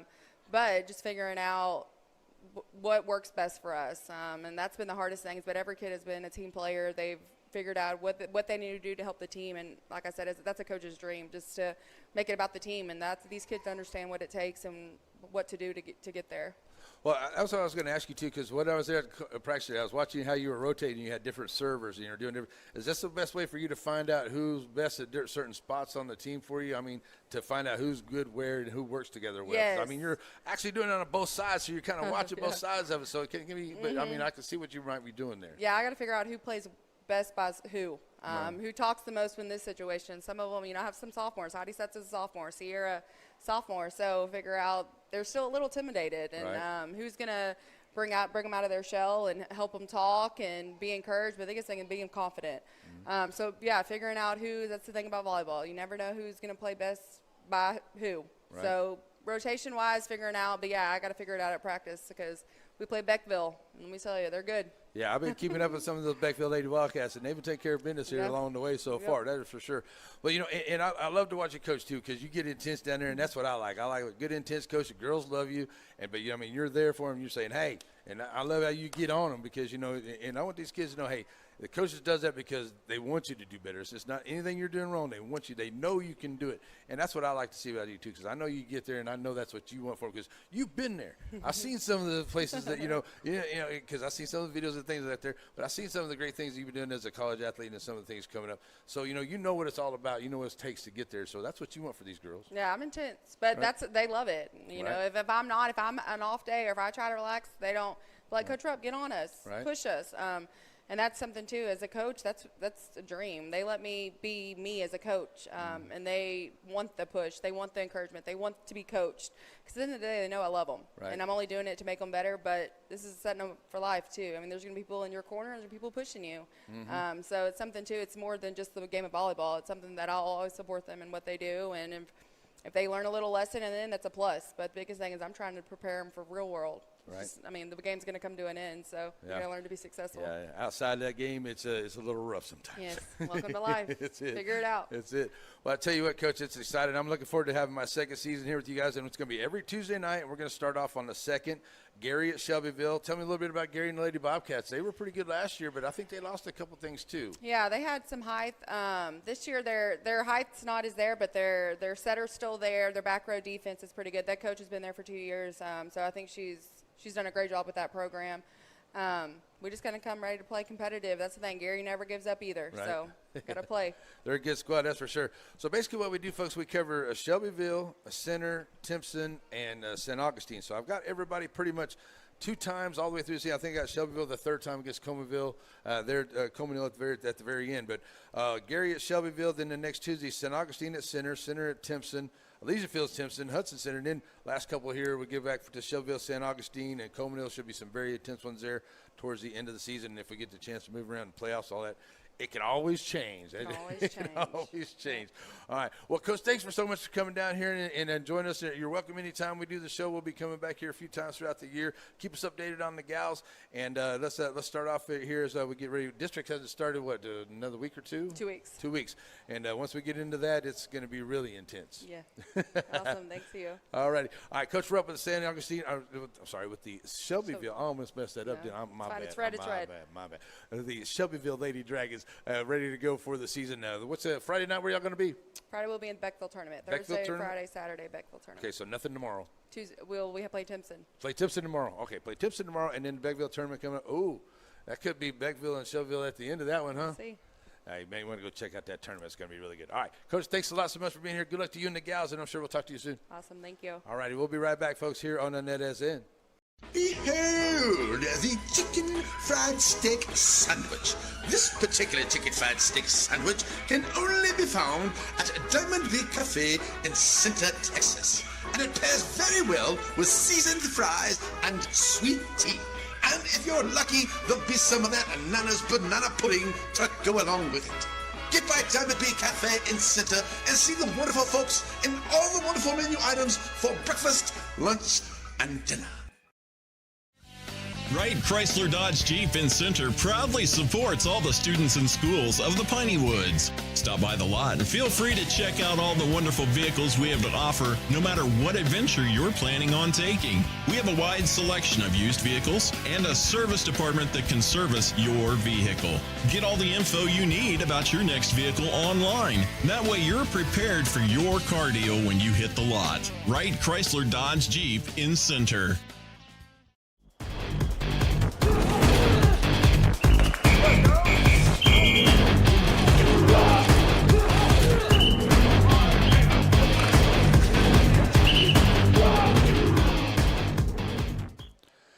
And welcome back here to halftime, folks. As right now we're taking a look at the Troup Tigers over on that side, and then we have the Shelbyville Dragons as the Dragons getting ready to be flated up here and brought out here.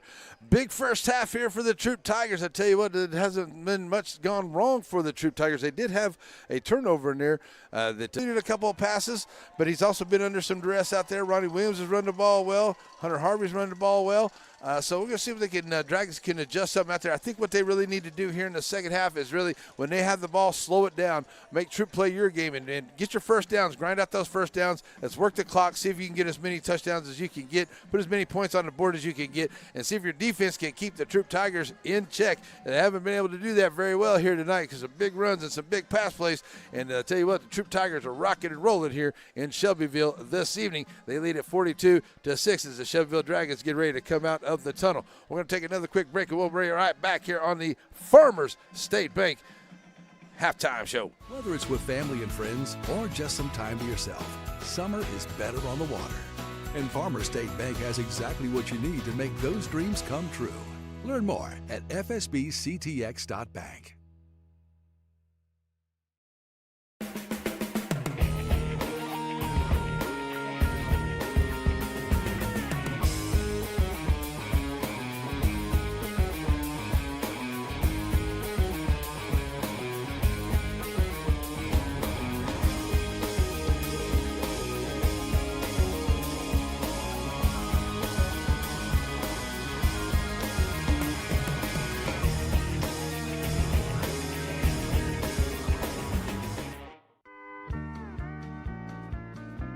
Plates of Grace Country Kitchen, just outside of Center on your way to Shelbyville.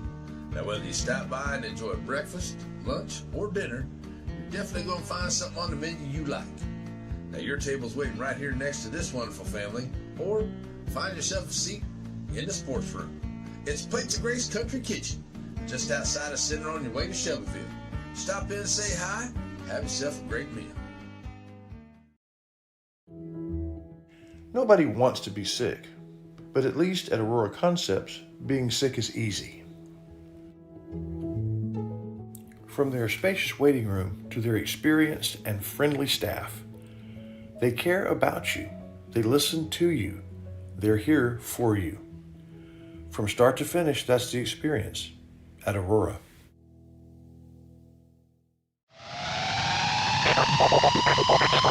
And see if they can have a much better second half than the first.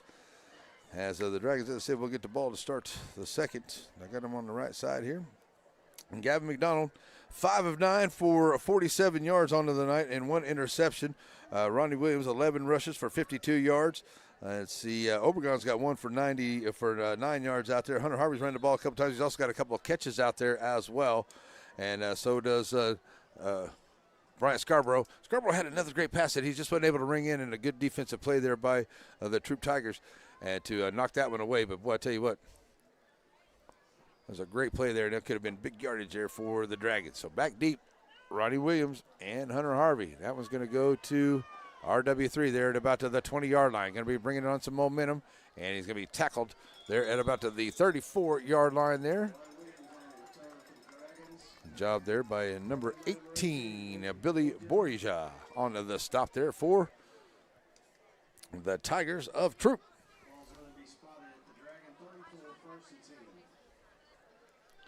So first down and 10 at the 34-yard line here for the Troup Tigers.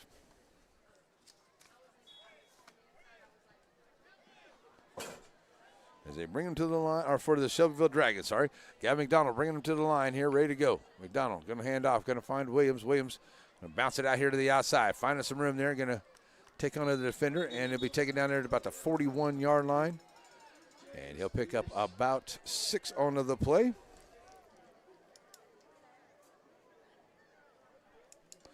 Brings up a second down and 4. And we're going to get a stop here on the play. Yeah, looks like we have an injury here. Just Ronnie taking a little time getting up there, but it looks like he's going to be okay. Good to see RW3 walking off under his own power. Definitely don't want to lose that young man early into the season. All right, so it's going to be a second down, and we're going to call it about I got 4, but I'm going to call it About 3, the way that the sticks are standing over there across the way. And here we go. As Tate Obregon is going to take it up. That should be enough for a Raymond Motor Company first down. Tate Obregon going to take it up to the 49-yard line. So he'll pick up 5. First down and 10. For the Dragons as they take it up to the 49-yard line. Obregon going to stay in the backfield here behind McDonald. Going to give it to Obregon. Take it over to the far side. He gets tripped up there right around the line of scrimmage. He might have got back to the line. It's going to be stop, no gain, second down 10 from the Dragons. Second down and 10 here. No gain on the play. The Dragons just grind it out a little bit here. See if we can get a score in here against this good defense. That's what you need to do. Just work on some good progressive things right here. Climb back in the best you can. So just work out the plays here. The first game of the season. Let's work out some of these kinks. Here we go. Obregon remains in the backfield. It's a running back for the Dragons. Taking a long look at the sideline. Finally going to get a timeout here. So we're going to get a timeout by Shelbyville. So we'll leave it right here for just a second here and talk about a couple of things that are coming up as we have a timeout by the Dragons. So coming up tomorrow, we're going to be at the Diamond B Cafe. We're going to have breakfast with the linemen and probably have a few Shelbyville guys down there. Probably have a couple of the center guys down there as well. So we got breakfast with the linemen tomorrow morning at Diamond B Cafe. Come have a breakfast at what was voted the best breakfast around. That's at Diamond B Cafe. Get on down there and check it out. We'll be there. And then Monday, we'll start the week over. We'll be in Joaquin for the game against Joaquin and Beckville next Thursday. That's a Thursday night game here. That's where I'll be. And we'll start off Monday with our coaches show at Bites and Brews there in Joaquin. And then we will move to the pizzeria on Tuesday night for the Nick Brown show for the Center Rough Riders coach out here. And we got fans waving. What's up, fans out there? We got the ultimate fan out there, Carter. He's out there keeping the Dragons hydrated. And Carter Bean's out there working the sideline there for the Dragons, keeping the Dragons hydrated and hyped up. So here we go. The timeout is over. And Obregon going to be back in the backfield once again here for the Dragons. McDonald going to swing out here. Now going to go back the other way. Avoids one tackler. Now going to have to break out another. He gets slung down, and that's going to be a penalty flag coming in here. The referee here in the middle, boy, he threw that thing like he was throwing a fastball down the middle. He must have got him by the horse collar there. That's the only reason I could see him throwing that flag like that. But he threw it strong and hard out there. Stopping the clock as McDonald got away from somebody in the backfield there. And then he takes off to that left side, and he gets drugged down from the backside. So we're going to get a personal foul. Face mask is what they're going to call. So they did drag him down by the face mask. Another big penalty here against the Tigers. I tell you what, they've had quite a few penalties here this evening. That's another 15-yarder. That takes them up to 68 yards on 7 penalties for the evening for the Troup Tigers. Only got 2 here against the Dragons for 20 yards on the evening. So it's a first down and 10. It's a Raymond Motor Company first down here for the Dragons as they move it all the way down to the 35-yard line of Troup here for Shelbyville after the penalty flag. Handing off Obregon, following his blockers through, right up the gut. Tate Obregon's going to pick up 9. Big Tate working the yardage up to 22 yards here on 4 carries as Tate Obregon takes up to a second down and 1. Make it 2 for the Dragons. Big Tate. Great baseball player for the Dragons. Sophomore year. Got Tate at the plate. He's bringing him home. Second down and 2 as he lines up behind McDonald once again. Gets the handoff. Comes here to the right side. First down across the 25-yard line down to the 24. Picking up 3. First down and 10 for the Dragons. Another Raymond Motor Company first down here for Shelbyville. And did I see him drop a flag out there? It looks like they did. They're having a discussion right there once again, but that's right in the middle there. That may be against the Dragons the way they're kind of moving back there, but we'll see. Everything right in the middle. After the play, probably another holding call.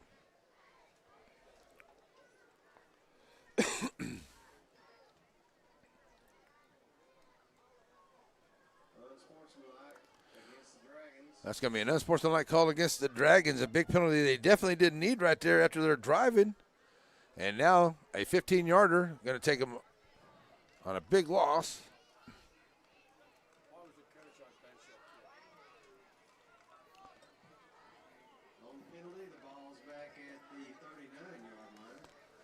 So it's going to take the ball all the way back to the 39-yard line there for the Dragons. That's going to bring up a first down and 10. So it's a first down and 10 after the penalty because they did get the first down there. So it's a first down and 10. Getting that clock rolling here. Now Williams back into the backfield here once again. And going to hand off. And Ronnie Williams going to take it up over the left side to find a little bit of room, getting a couple, as they'll take it up to the 38-yard line.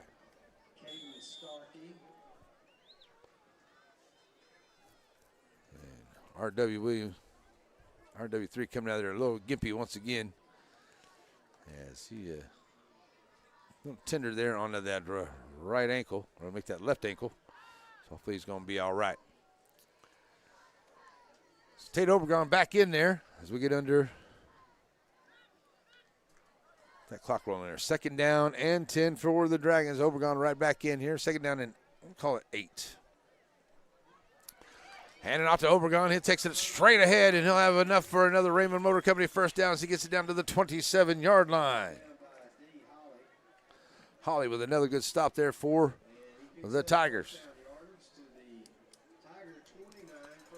So all the way back down to the 29-yard line where they were a while ago before that big penalty.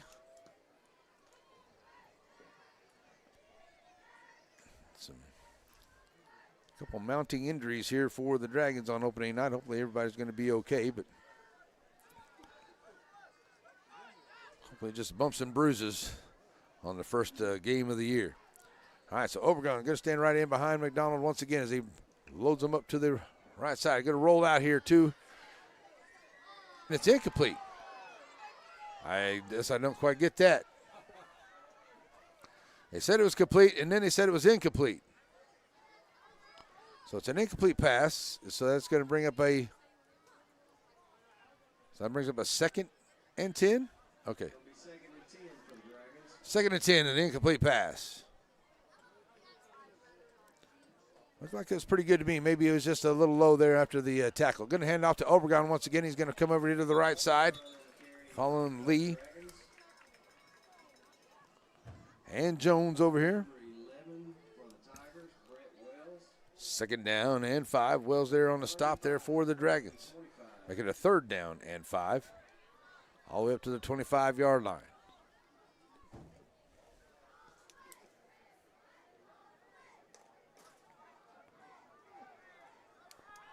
.34 yards for Tate Obregon as he's got a third down and 5 as he's in there.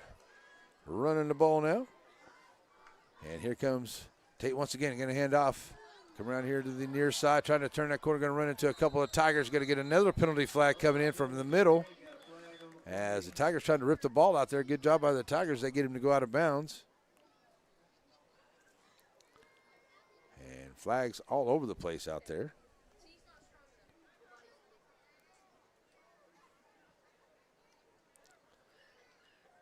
So this one may be against the Tigers, I'm saying.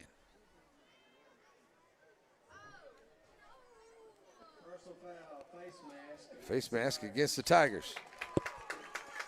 So that's going to give the Dragons another Raymond Motor Company first down due to the penalty. Another big penalty here against the Tigers. And a couple of them have helped out here for the Dragons onto this drive. That should give them enough for another first down.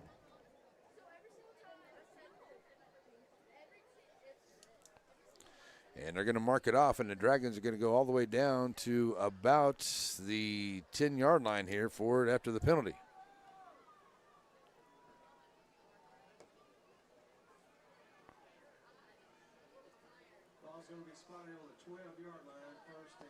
So all the way down to the 12-yard line for a first down and 10 here for the Dragons.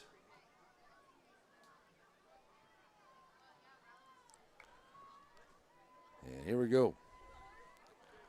Obregon once again trying to take it up the middle.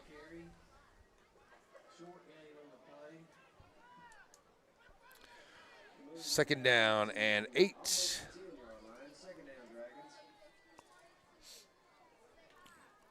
getting close to that 10-yard line there. Good job here by the Dragons. I think we talked about it here coming into halftime here. Let's take the ball, take a long, sustained drive, and grind it out. Put some points on the board. And that's what the Dragons are doing here. Or so far, if they can put it in the end zone here. Obregon. Oh, this is going to be Hunter Harvey. Hunter Harvey's going to take it. And he's going to go right up the middle. And another flag coming in on the play. Holding against the Dragons.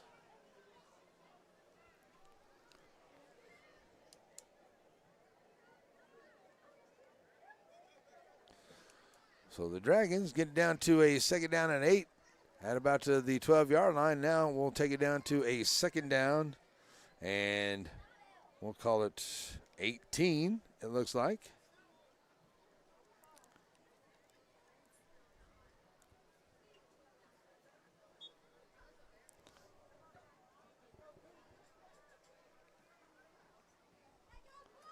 Second down and 18 here for the Dragons.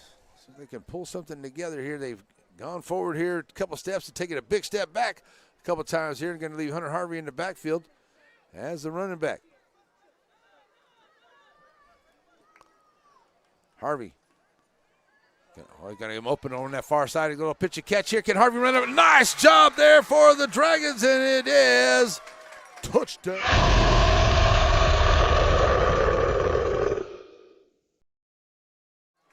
Another flag on the play here, maybe after the play here, but what a great play there. It was a touchdown. A personal foul, roughing the passer against the Troup Tigers. So it is a completed touchdown there for the touchdown, and a beautiful touch pass from Gavin McDonald to Hunter Harvey. What a great play as the Hunter in the backfield and then run him out there, and he got behind the one defender he had to beat, and Gavin laid it up there with a beautiful touch right into Hunter Harvey's hands, and it's touchdown Dragons.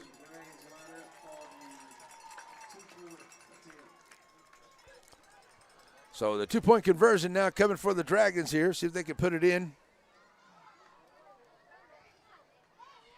McDonald going to throw. And, boy, that should be a pass interference, and it is. Going to get another opportunity at it. As a nice try there, but pass interference there on the defense of Troup.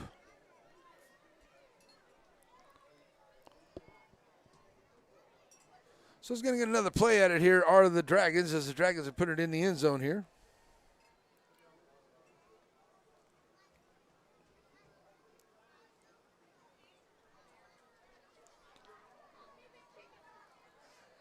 So another discussion here onto the flag. It'll probably be on the kickoff is what they're going to do. They may move it forward a little bit.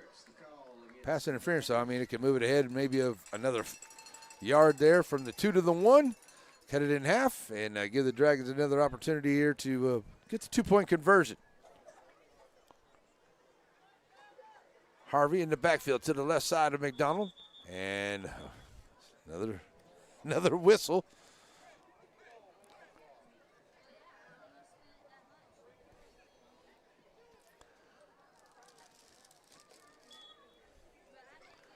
All right, so another whistle.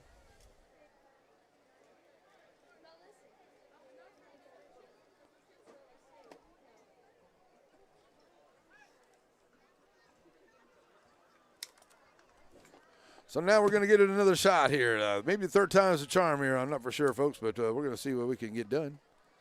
As Gavin brings it right back to the line here. And the 2-point conversion is good. So it will be now a 42-14 ball game here with about 5.5 minutes left to go here. Good job here for the Dragons. We'll take a quick break and we'll come back as the Dragons put some points on the board on a nice sustained drive there for the Dragons. Tate Obregon takes it in there for the score. Hunter Harvey takes it in there for the score on the great touchdown pass from Gavin McDonald. We'll be right back here, folks, on NETSN and Dragons Now. Collect it off up at your homestead. Call it down home clutter. Well, the good news is there's a place for it. You ain't got to have a garage sale or a bonfire. You can take your down home stuff to down home storage. That's what I did.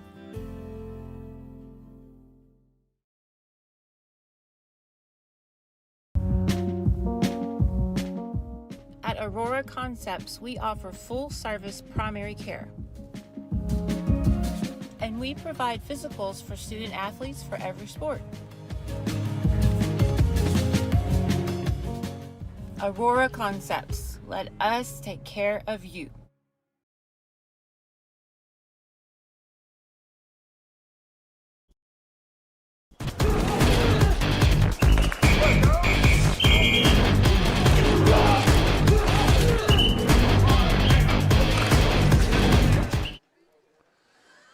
Alrighty, folks, we are back here, ready to go for the Shelby Savings Bank kickoff. It's now 42-14. And the Dragons had a good drive there. Took a lot of time off the clock. Nice play on the throwback to Hunter Harvey out of the backfield for the touchdown for the Dragons.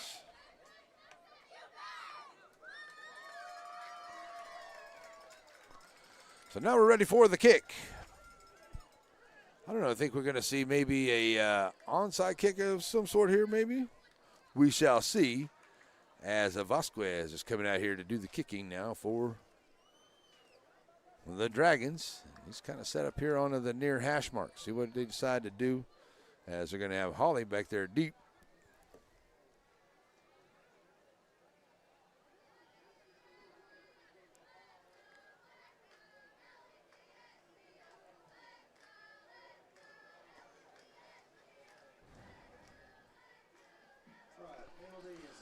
All right, so after the penalty and after everything, after the pass interference and everything, it's going to be a kickoff for Vasquez at the 45-yard line. And they'll be kicking it back deep there to Holly. And they'll let it go right into the end zone there for the touchback. Right idea, best thing to do right there. So the Tigers are going to get the ball back here. They lead it big, 42-14, sorry. So they'll get the ball back here on a Friday evening. Coming up next week, folks, next Thursday night is the game for us here. For me, the Piney Woods game of the week is going to be in Joaquin. Will be Joaquin and Beckville next Thursday night here on NETSN. I know that the Shelbyville Dragons will be in Wascom for that one. I do believe that is correct.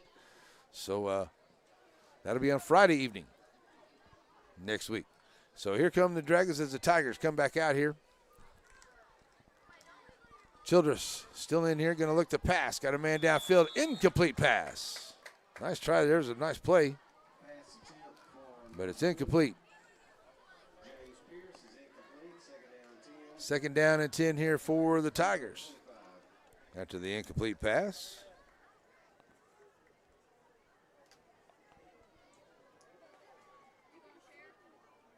For 46 yards and 2 touchdowns on the night here for Childress. I don't think that I've got everything right there, but that's pretty close, I do believe. Second down and 10 here for him. And he's got 2 running backs in the backfield now. Going to hand off to. Nice job here by the Dragons as they get the handoff. That's 20. That's Pierce. Going to end up with that ball there. So the Dragons force him out of bounds to make it a third down and about 4 here for the Tigers. So we'll see if the Dragon defense can hold them up. So third down and 4 for the Tigers.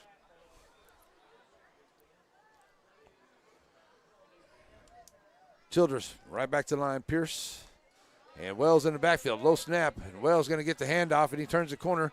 And drag it in the backfield, but Wells going to have enough for a first down as he's still fighting for yardage all the way into Dragon territory, still going, where he finally gets pushed out of bounds there at about the 35-yard line. What a huge, big run there for Wells. What a play. Sewell throws him out of bounds all the way up to the 40-yard line. 30-yard run there for Wells. Whoa, what a big run. Almost at 100 yards here for Wells.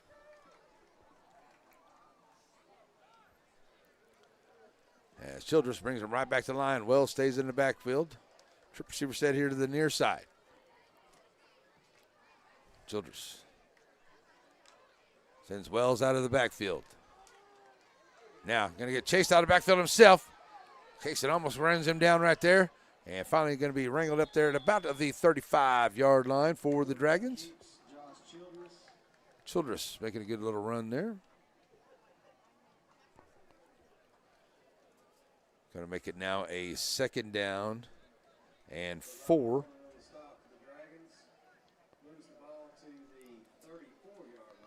So down to the 34-yard line for the Tigers. They'll go with a 2nd down and about 4.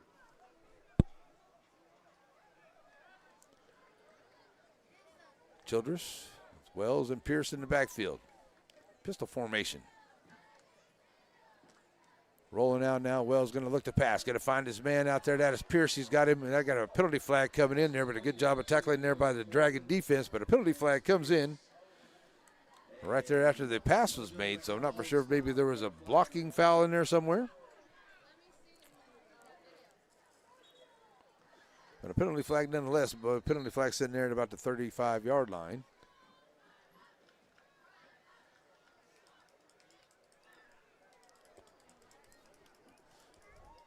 So right about 4 minutes left to play here in this 3rd quarter. Big lead here for the Troup Tigers over the Shelbyville Dragons. Dragons took a good long drive down the field. Now they're trying to get their defense to hold the Troup here. Maybe get into that 4th quarter and maybe score another one. Make another stop, score another one.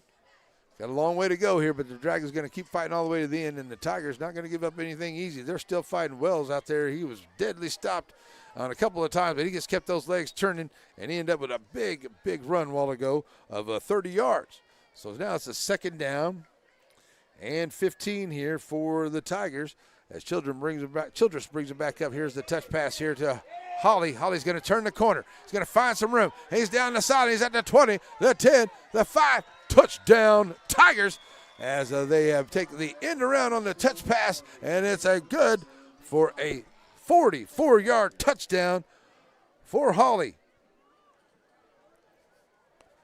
3rd touchdown pass of the night for Childress.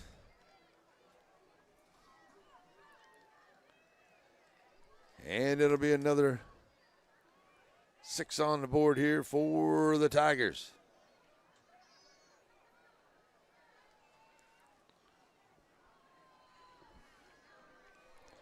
So here comes the kicker, Zuniga, on try another extra point attempt. And the kick is up, and it is good. So good there for the extra point. So that'll now make it a 49-14 ball game here with about 3:35 left to go here into this 3rd quarter. We'll be right back here on NETSN. Wright Chrysler Dodge Jeep in Center proudly supports all the students and schools of the Piney Woods. Stop by the lot and feel free to check out all the wonderful vehicles we have to offer, no matter what adventure you're planning on taking. We have a wide selection of used vehicles and a service department that can service your vehicle. Get all the info you need about your next vehicle online. That way you're prepared for your car deal when you hit the lot. Wright Chrysler Dodge Jeep in Center. All righty, folks, we're back here. It is now a 49-14 ball game here for the Troup Tigers over the Shelbyville Dragons. The Dragons are going to get the chance to get the ball back here. And a couple of different return men back deep for the Dragons. Hunter Harvey back there along with, does that look like Mosby back there? That's Andy Johnson, number 22, is back there for the return for the Dragons as well as Hunter Harvey. Hunter Harvey to that far side. And Johnson here to the near side. A lot of good report from all the coaches here about Johnson since he's come on to play here for the Dragons. He's going to watch this one go out of bounds and out of play. So it'll be a start at the 35-yard line here for Shelbyville. So the Dragons going to have a 1st down and 10. See if they can get back down the field here and get them another score. Get back into that Sandy Cox State Farm red zone down there. See if they can put in some more points here onto the board maybe before the end of the 3rd quarter. Maybe have one big play. I don't think that, Joe, I don't think we've seen one big play by the Dragons here tonight so far. They've had a couple of good ones, but I don't have that one big play here tonight by the Dragons. I haven't got to that one just so far yet. So, but I do want to say that I think that Tucker Stovall has done a good job there at center. He had that one highest snap that cost the Dragons a turnover there. But other than that, he's done a good job in there. The offensive line has done a pretty good job in there. This cohesive unit, first real game action together other than some scrimmages. So Wells down there as they got some more action going on out here on the field. Like we may have an injured player out here. So it was an injury timeout here for the Troup Tigers. 49-14. And that was Hunter Harvey there that got wrangled up there. He's going to lose a few yards, take it back to about to the 20-yard line. Where it's going to be about to the 25-yard line. So it's going to be a second down and 15. But we've got an injury timeout, so let's take a quick break here for the injury timeout. We'll be right back here on NETSN. Struggling with mobility, chronic pain, work, or sports injury? At Azalea Orthopedics, our team of highly trained physicians specialize in complete orthopedic care, pain management, sports medicine, physical medicine, and rehabilitation. If you've sustained a bone or joint injury, have mobility or movement problems, struggle with pain, contact Azalea Orthopedics. We're conveniently located across East Texas, serving 18 counties. When visiting your doctor, urgent care, or hospital, you have a choice. Demand Azalea. At Azalea Orthopedics, your health is our priority. All right, coming back here, handing off. Hunter Harvey going to come right back up the middle. Picking up some yards up to about the 30-yard line. Get some of that back to make it a third down and 10. So the Dragons, see if they can piece together another good drive here.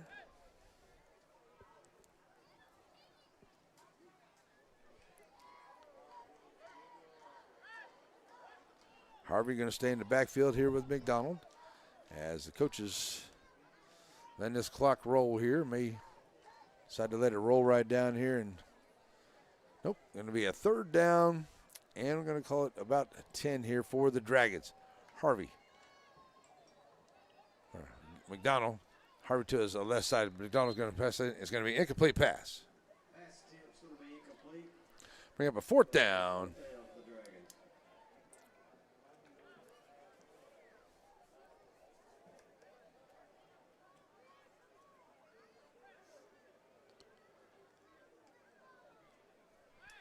So fourth down here for the Dragons.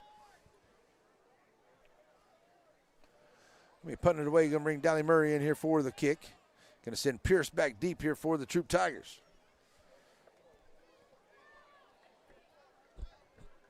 So Murray going to be ready for the kick here on the fourth down. McDonald, the last wants to get in here now. We're going to get a penalty flag coming in here. So it looks like we're going to get a delay a game by the Dragons. They get it a fourth down and 6th down and 10 here for the Tigers at the 48-yard line of Troup there. So I thought it might have got out of bounds just before that 50, but they're going to say it is at the 48-yard line here of a Troup for the Tigers. So it's a 1st down and 10 here for the Troup Tigers. Able to get themselves a score in that last possession. Dragon defense, see if they can make a stop right here, get it back to the offense.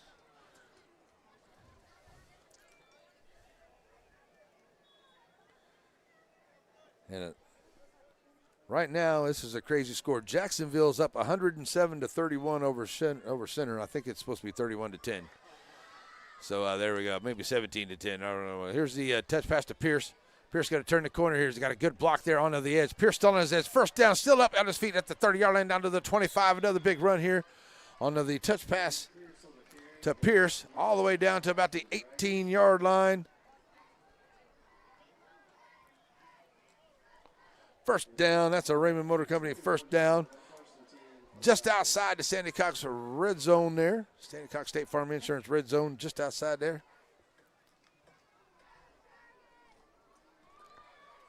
1st down and 10.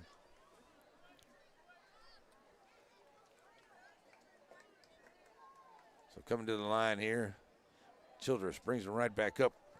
He's staying in the game. Yes, he is still in there. He's going to hand off. Childress hands off to Wells up the gut. He'll take it across the 20 down to about the 19-yard line. That gets him down to a second down, and we'll call it 8 here for the Tigers. Now they get down into the Sandy Cox State Farm Insurance red zone.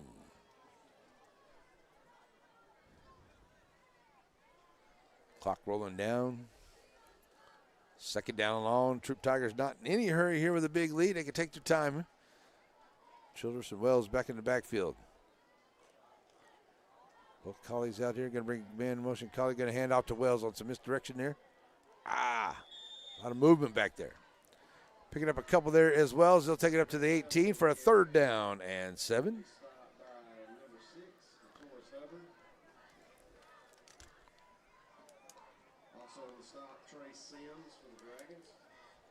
Pick Trey Sims in there on the stop. Defensive line.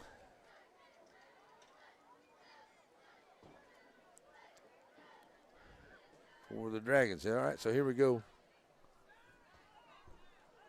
As Childress brings him right back to the line with Wells to his right side.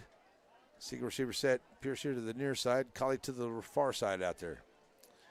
And going to bring the man in motion. They're going to throw back, and he's going to have his man wide open as the defender bit there, and that's going to give it right back out there to, who's that, number 7, that is Riley Blackman, the tight end. And Riley Blackman's going to take it in for the touchdown for the Tigers. And a flag on the play. So that may bring it back here. We'll see before they give him the touchdown. An eligible receiver downfield. So that's going to take that back off the board there. But that was a great play and a great play call. And the Troup Tigers really designed it well, and they ran it perfectly well there. They had the defender biting inside, and he was out there by himself. Good job there by the tight end to get out there, and a great job by the quarterback to find him. But unfortunately, that's a penalty, and it's going to bring up a 3rd down and 14 now after the penalty for the Troup Tigers. So take that touchdown off the board there. Now, is it 3rd down and 12? Okay, they moved it ahead a little bit here, so 3rd and 12. Childress waiting for the snap, has it. Now going to throw it downfield. Got a man out there. Oh, what a catch. Oh, he was out of bounds. Man, I tell you, that was a great look. It's going to be 4th down and a long here for the Tigers. And close to the end of the 3rd quarter.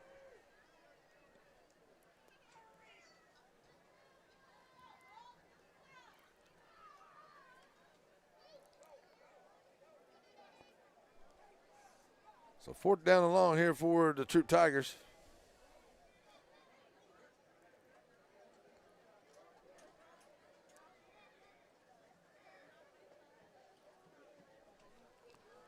And Childress, once again, bring him to the line. Now looking for somebody to throw to here as they flush him out. And it's going to be intercepted here by the Dragons. Coming back up the field with it. Looking for some blockers. Got a penalty flags coming in here. But a good job there by the Dragons as they make the interception. And it'll be penalty flags after the interception. The interception made there by the Dragons. That's number 25, Mojo MacArthur, coming up with the pick right there. So it's a pick for the Dragons. They needed to keep Troup from scoring here.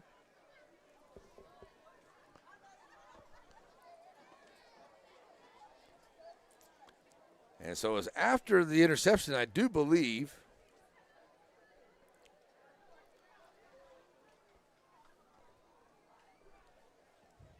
So now they're going to have a discussion about it out there, right? But looks like it was after the interception, so should be good here for that. Should be Dragon football, I should say. Illegal block on the return is the call against the Dragons. So they'll have the ball 1st and 10 from their own 10-yard line. All righty.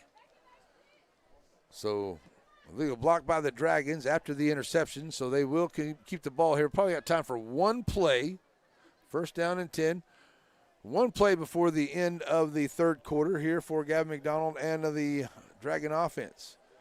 He's going to put Hunter Harvey back out there into the backfield for Shelbyville.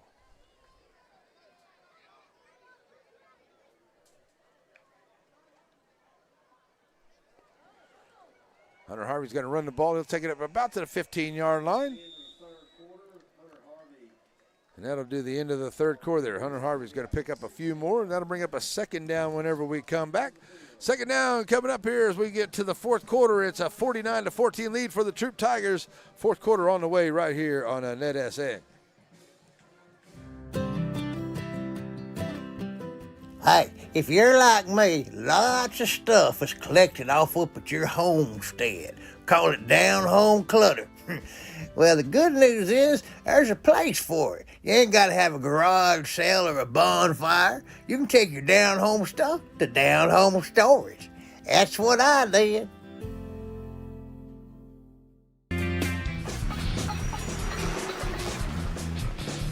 It doesn't matter if you need a truck tire or if you need a car tire. If you need a tire, you call Joaquin Tire.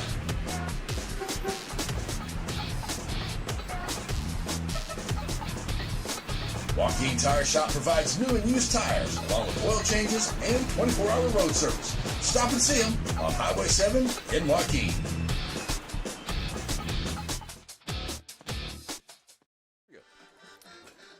All right, it is a second down here, folks. Sorry about it. Second down and 6. Here's the Dragons get after it, handing the ball off, running up to about the 18-yard line for a gain of a couple, making it a third down and 4.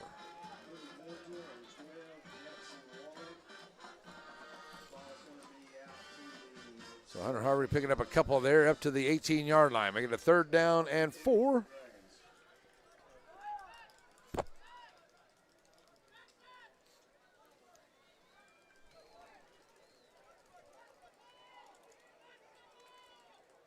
Harvey stays in the backfield. MacArthur and Scarborough squeeze up here to the near side. McDonald ready for the snap. Troup showing blitz. Going to hand off to Harvey. Harvey got to find some room here to the near side to get up to the 20-yard line. He should have enough for a Raymond Motor Company first down. Good job there by Hunter. Holly on the stop right there for the Troup Tigers. So first down and 10 for the Dragons. Raymond Motor Company first down. That's 13 first downs on the night for the Dragons. As Harvey stays in the backfield here, pistol formation for McDonald and Harvey. Harvey breaks the one around, gets around one tackler there, but going to get out of bounds.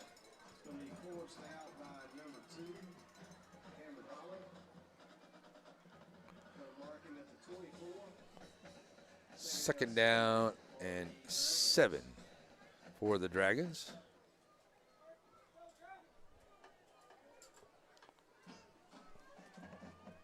Second down and 7 for the Dragons.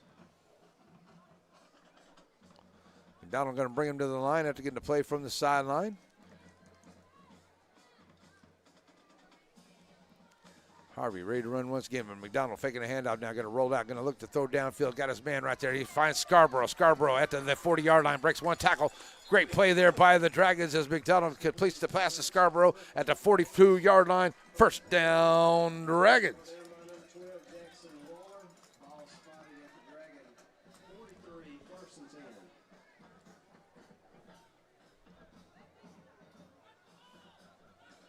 First down and 10 here for the Dragons. And now ball's on the ground. The ball's still on the ground, scooped up by the Tigers and going to take it back the other way. And it is a scoop and score this time for the Tigers as it is fumbled into the backfield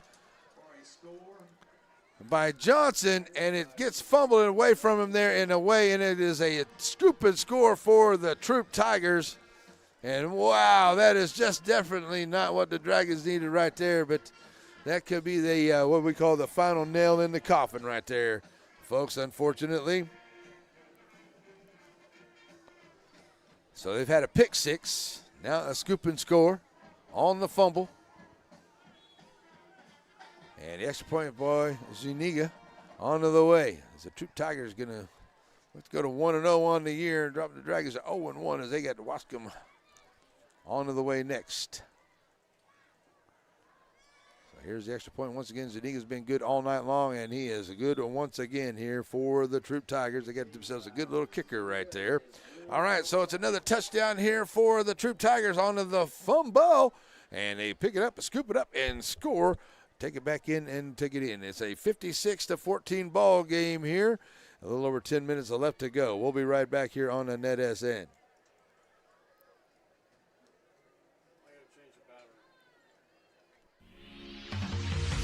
A lot of us do our banking at Shelby Savings Bank because it's our hometown bank, but it's also a thoroughly modern bank featuring online banking, mobile banking, paperless statements, deposit-taking ATM machine. All that in my hometown bank? Yes, because it's a bank for your modern hometown. Shelby Savings, member FDIC, equal housing lender.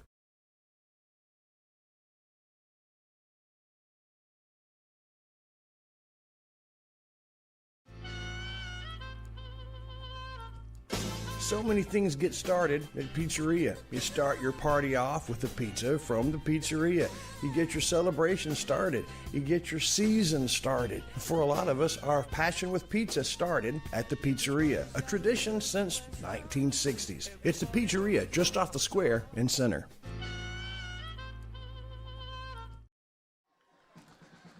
And we are back here, ready for the Shelby Savings Bank kickoff. Once again, after a fumble and a scoop of score here by the Troup Tigers to now make it a 56-14 ball game. As we're looking at a little over 10 minutes left to play into this one here tonight. And I'm sure the Dragons cannot wait to get those triple zeros on the scoreboard here to get out of this one. It just not has been their night here tonight. Troup Tigers, I tell you what, number 7 and 3A, they might want to consider moving these young men up here, because they have played a solid game all the way around here tonight, have the Troup Tigers. Ready for the kick.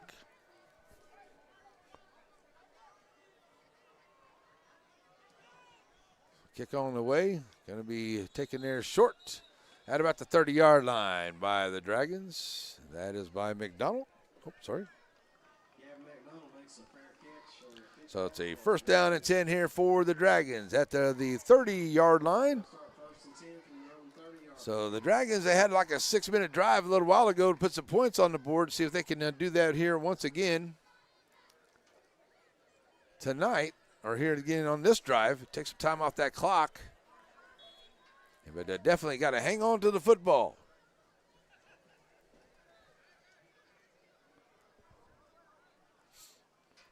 Dragons ready to go. Gavin McDonald going to hand off. Harvey doing some good hard running. Going to be taken down there at about to the 33-yard line, keeping that clock rolling. Starkey on the stop right there. He's been all over the place tonight for the Troup Tigers as well. Coming up after this, we'll have the Aurora Concepts post-game show. Talk a little bit about this one and what we got coming up next and what's going on next for the Dragons. That's what we got coming up. And then get you ready for breakfast with the linemen. That'll be tomorrow morning at Diamond Beat Cafe. Join us for what is claimed the best breakfast around there. It was voted on. That's what they say. And they do have some good breakfast right there. We're going to have some pancake breakfast with the linemen tomorrow. Right now, it looks like the Center Rough Riders are going to win their game in Jacksonville. They were up a little earlier. We'll have a couple of those guys down there for breakfast. Here's Tate Obregon back in there to run the ball again. He's going to get maybe one up to the 35-yard line.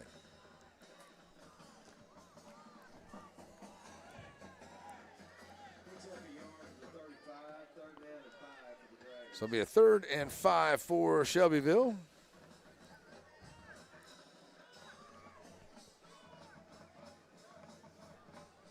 Keeping that clock rolling right along here. The Dragons need to pick up a first down. I don't know who that person is over there in that car that keeps turning their lights on over there, but that sure is a little distracted. Surprised they haven't said something there on the field as the referees. All right, so 3rd down and 5 for the Dragons. McDonald going to throw it out. Got his man out there. He's going to have enough for a first down. Good job there on the pass play for the first down for the Dragons. Going to find MacArthur out there. First down, Dragons. Raymond Motor Company first down.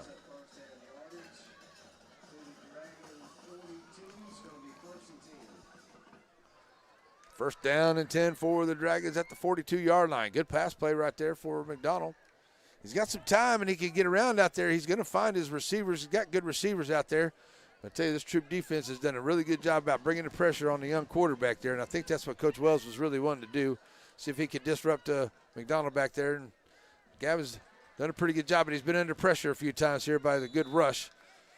And he had to get rid of that one pretty quickly. So an incomplete pass.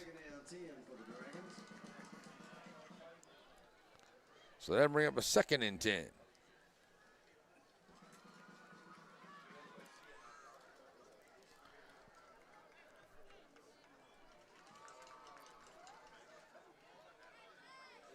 McDonald going to have Obregon in the backfield with him this time. Looks like they're going to go. Yep. Donald Obregon behind him. 2nd down on the way. Stopping that clock right there. 2nd and 10. Handing off. Obregon coming here to the home side. Looking to lay some wood there. Puts the shoulder pads down and gets a couple more up to the 48-yard line. Chambers on the stop. We're going to bring up a 3rd down. And we're calling it 3rd down and 6.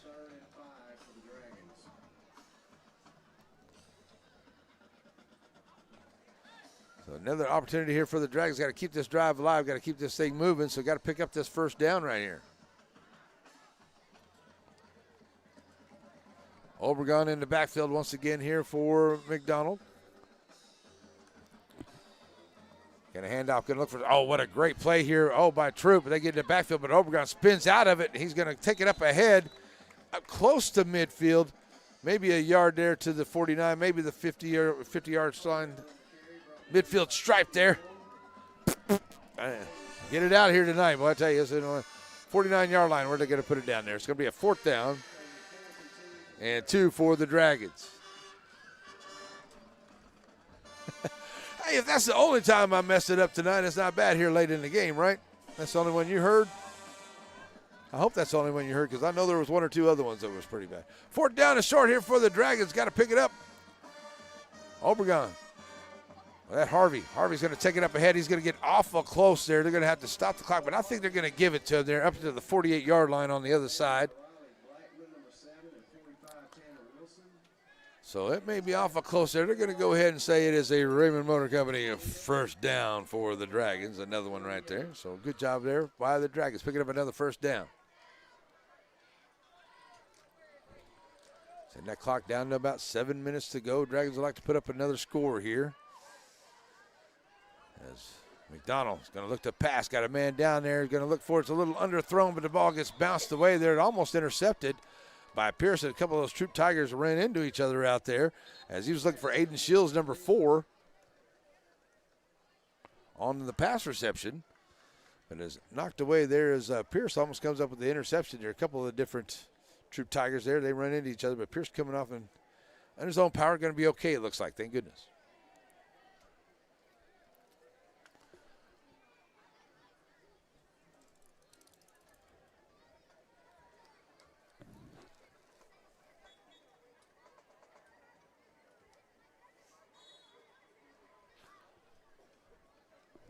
All righty, so 2nd down and 10 for the Dragons at the 48-yard line. Harvey back in and running back behind McDonald.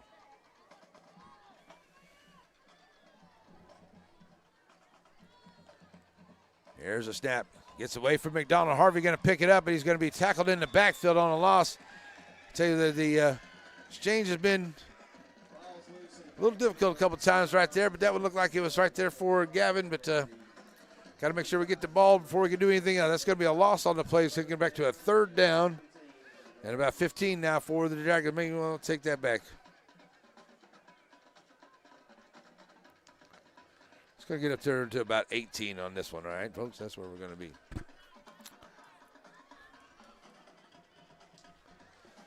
So 3rd down and long here for Shelbyville.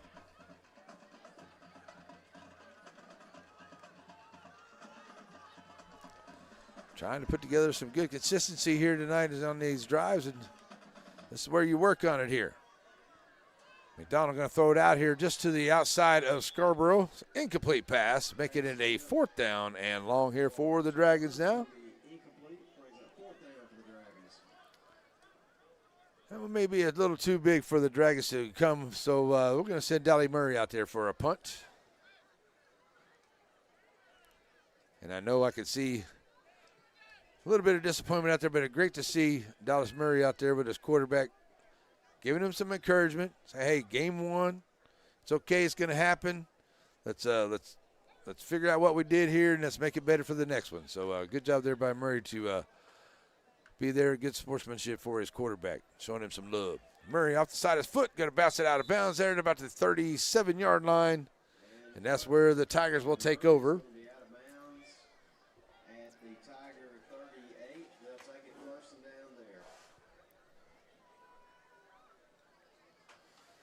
So first down here for the Troup Tigers. Just clock winding down here. Going to come up on the Aurora Concepts post-game show, folks. Going to be a short one here as we pack everything up here tonight. And a lot of talk here for the Troup Tigers on all the good things that they've had done here tonight. Shelbyville Dragons have had some mistakes, and I need to get those cleaned up and fixed up. But they're going to be coming right back here. I can guarantee you these coaches and these guys are going to play hard no matter the outcome of this one and get ready for the next one. So here we go. Back to Tiger football. Childress going to hand off. Thibodeau on the carry there for the Tigers. I saw they had a new running back in there. That's number 44, Aiden Thibodeau. Junior running back linebacker. So a second down and 9 here after the short gain for the Troup Tigers.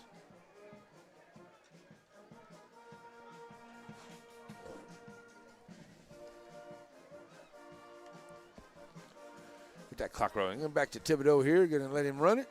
Take it up ahead for a third down. Probably going to be about 5 here left to go on that one.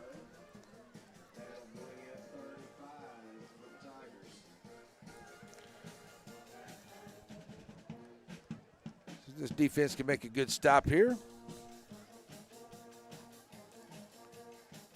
There's Childress.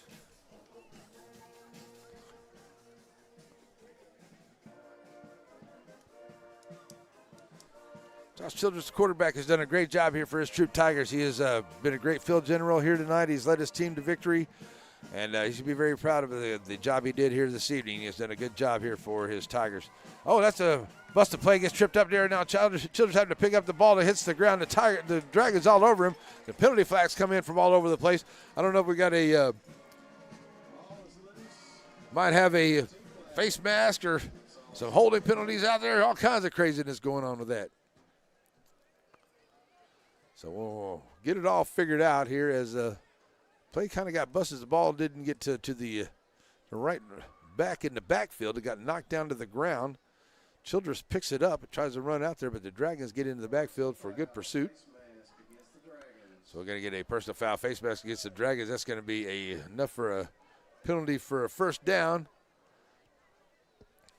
for the Troup Tigers. So they're going to get themselves another Raymond Motor Company first down here by way of the penalty.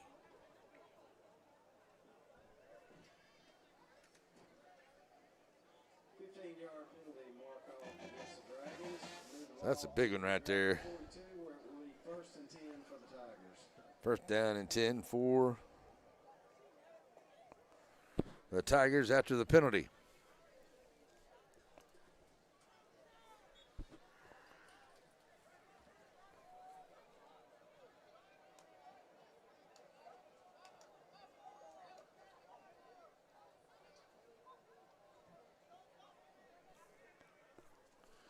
So the Tigers back at it now, first down and 10.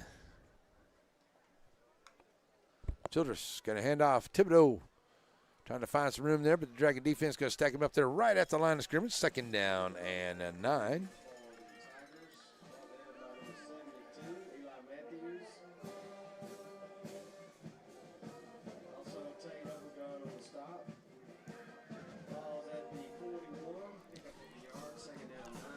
So second down 9 for the Tigers, taking their time here, letting all that time run off of that play clock. Should be down close to about 3 minutes to go here for, by the time Childress gets the snap here, and they're going to snap with about 15 in there now.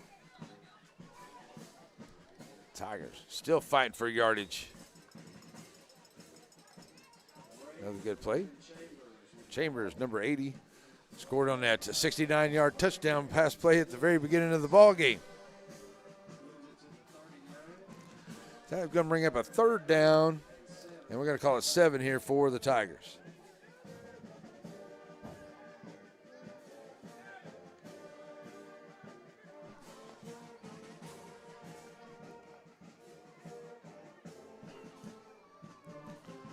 So taking as much time off the clock as they can here. Now get it down to about 10 before they decide they're going to snap it here for the Tigers. Childress ready to go. Thibodeau staying in the backfield to his left side. Childress going to throw a quick out here to change. Oh, incomplete pass. Had a pretty good play set up there. Just a little quick out here, but through the hands of Chambers brings up a 4th down.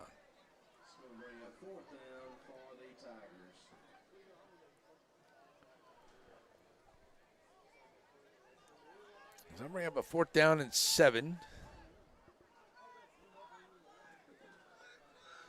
And now they're going to bring in some different personnel. Maybe punt it away here.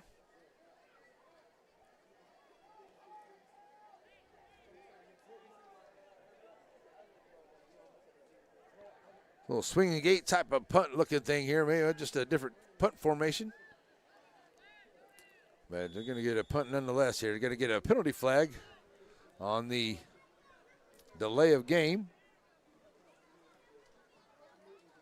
So that'll back them up 5. Just kind of a spread offensive set here. Almost like a kickoff punt look here. So very interesting. But looks effective nonetheless. You spread out the defense there. Get a good snap and a good little punt off. Gets over their head there. And got to be a nice job as they can't get it into the end zone for the touchback. It's going to be downed by the Tigers all the way down at about the 5-yard line there. So good job. So it'll be a 1st down and 10 here for the Dragons at their own 4-yard line. And a long way to go with 2:20. Right around 2:20 left to go here onto the clock. I'm about 10 seconds off here on my clock, folks. So McDonald going to bring it back out here. One more opportunity here for the Dragon offense to come up with some good plays here, work out some good things here against a good defense.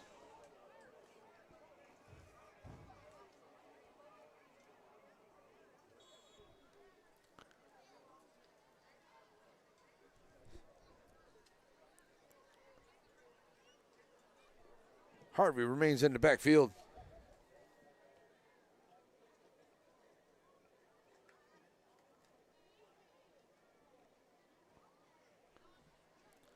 Little run here for the Dragons. Take it up to about to the 6 or 7 yard line there. He's going to pick up a couple. We got a 2nd down and 8 for the Dragons.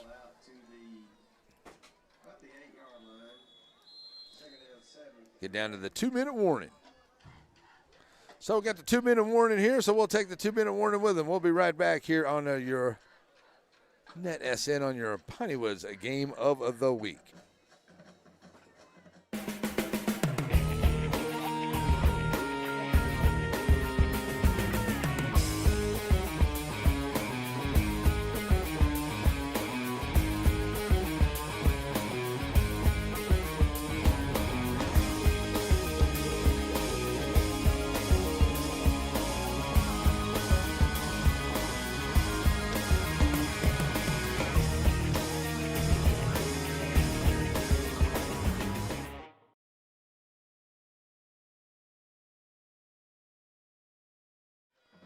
All righty, folks, back here as we got the 2-minute warning going on and ready for a 2nd down and about 8 here for the Dragons against the Troup Tigers here. Troup Tigers come in here, ranked number 7 in Class 3A, and they looked really good in the scrimmage that I watched against them with them against Brook Hill and Alto.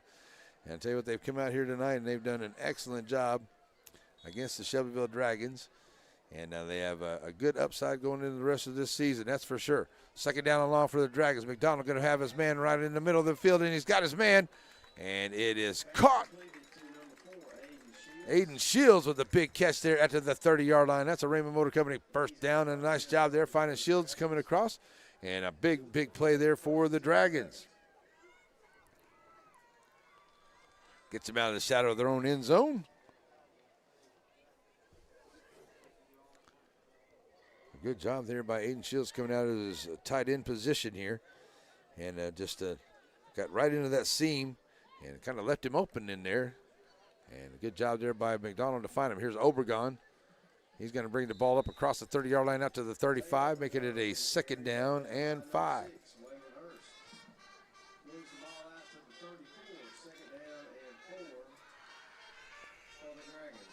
So the Dragons still moving the ball along here as that clock continues to roll. See if they can come up with some good plays here. Maybe put up some more points on the board. We get down to about a minute to play in the ball game. McDonald, Obregon in the backfield. 2nd down and about a long 4 here, almost 5. McDonald going to look to pass once again. Got his man down the field, and that's going to be a pass interference there down the field as he ran like it was Pierce as his receiver going down the field there for the Dragons was Bryant Scarborough. Scarborough probably looked like he was going to catch the ball there, but it was a good decision there by the defender to go ahead and give him a shove to take the penalty because it probably would have been caught and have been a big play there for the Dragons. So 15-yard penalty makes it a 1st down and 10 for Shelbyville.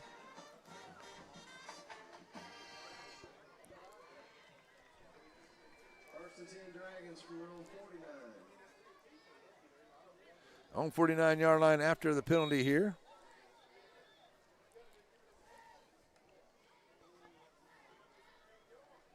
So the Dragons down. Nice shot here by McDonald.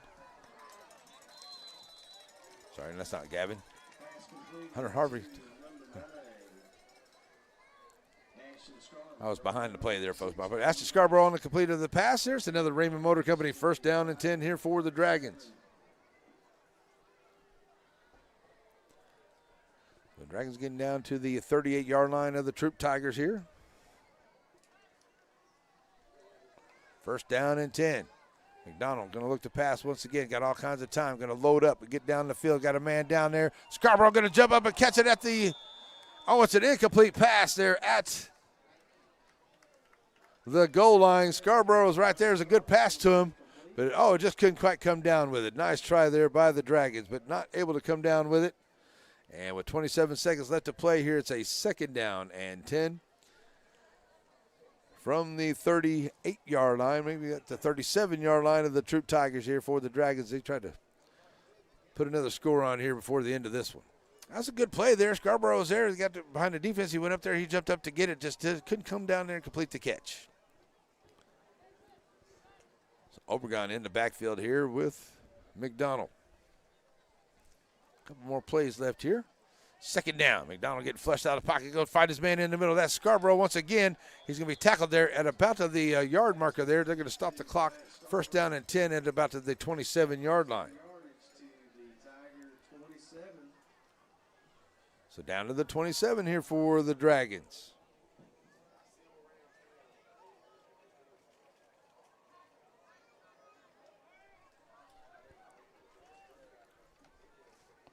They got the clock rolling. I stopped my clock, but they got to roll. Here's McDonald. He's going to come up in the middle. He's got his man there coming across. He's going to catch it, going to get out of bounds to stop the clock, maybe.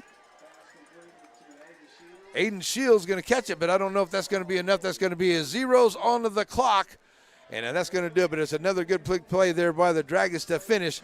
But that's the way it's going to end up here tonight. It's going to be final 56-14. The Shelbyville Dragons are going to lose this one to the Troup Tigers here on opening night here tonight. All right, folks, it is time for our Aurora Concepts postgame show. We'll be right back here and get that wrapped up, get the postgame show for you, and wrap it up as the Dragons lose here tonight to the Troup Tigers. Tigers look good. The Dragons look good on some things. They're just going to have to work out a couple of things. The Dragons are going to be right back. I promise they're going to work that out. But a good job here by the Troup Tigers for a big win tonight over the Shelbyville Dragons. We'll be back at the Aurora Concepts postgame show coming up. At Aurora Concepts, we offer full-service primary care. And we provide physicals for student athletes for every sport. Aurora Concepts. Let us take care of you.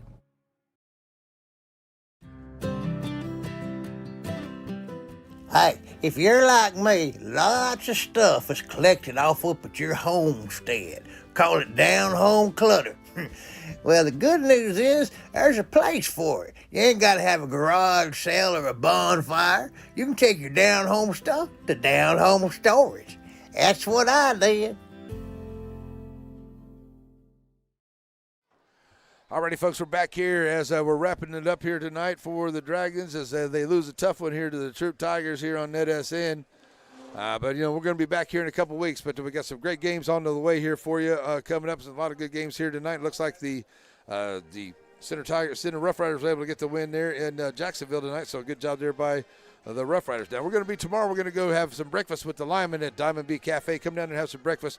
We're going to hang out with them. Well, Monday, we're going to start our week in Joaquin. We'll be at Bison Brew on Monday for our coaches show with Coach Jones. And then on Thursday night, it will be Joaquin and Beckville there in Joaquin. That is the game scheduled here on NETSN. And just go through it here tonight. A lot of great stuff for the Troup Tigers. I'll tell you what, they scored on offense. They scored on defense. They had some special team stuff out there. They did really well all facets of the game. Coach Wallace has got to be very, very happy with this football team coming in here to beat a good Shelbyville team here tonight. Shelbyville just looked a little out of sorts a little bit. They're still trying to figure some things out, but Troup Tigers were really big on them there tonight. This is a good test here for the Dragons. They're going to pull it all together. They're going to work out some of those little things, and they're going to get it all back together here before the next game. They got a tough one coming up. Their non-district schedule is really tough, and then once you get into the district, it's an even tougher district. The toughest district in Class 2A is what the Shelbyville Dragons are in there, and Garrison gets the win last night. I didn't see how Joaquin did out there, or Timpson as well, but, I mean, this is going to be a tough district.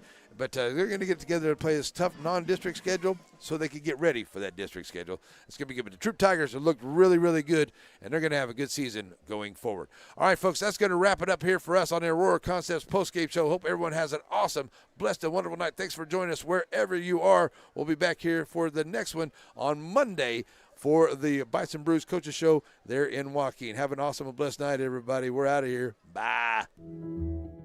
Nobody wants to be sick. But at least at Aurora Concepts, being sick is easy. From their spacious waiting room to their experienced and friendly staff, they care about you. They listen to you. They're here for you. From start to finish, that's the experience at Aurora.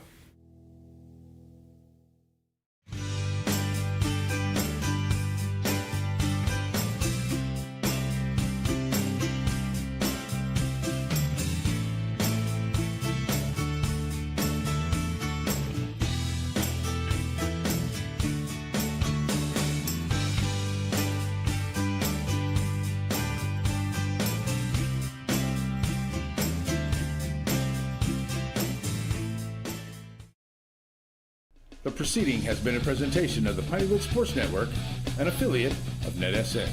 God bless America, God bless our troops, and God bless each and every one of you.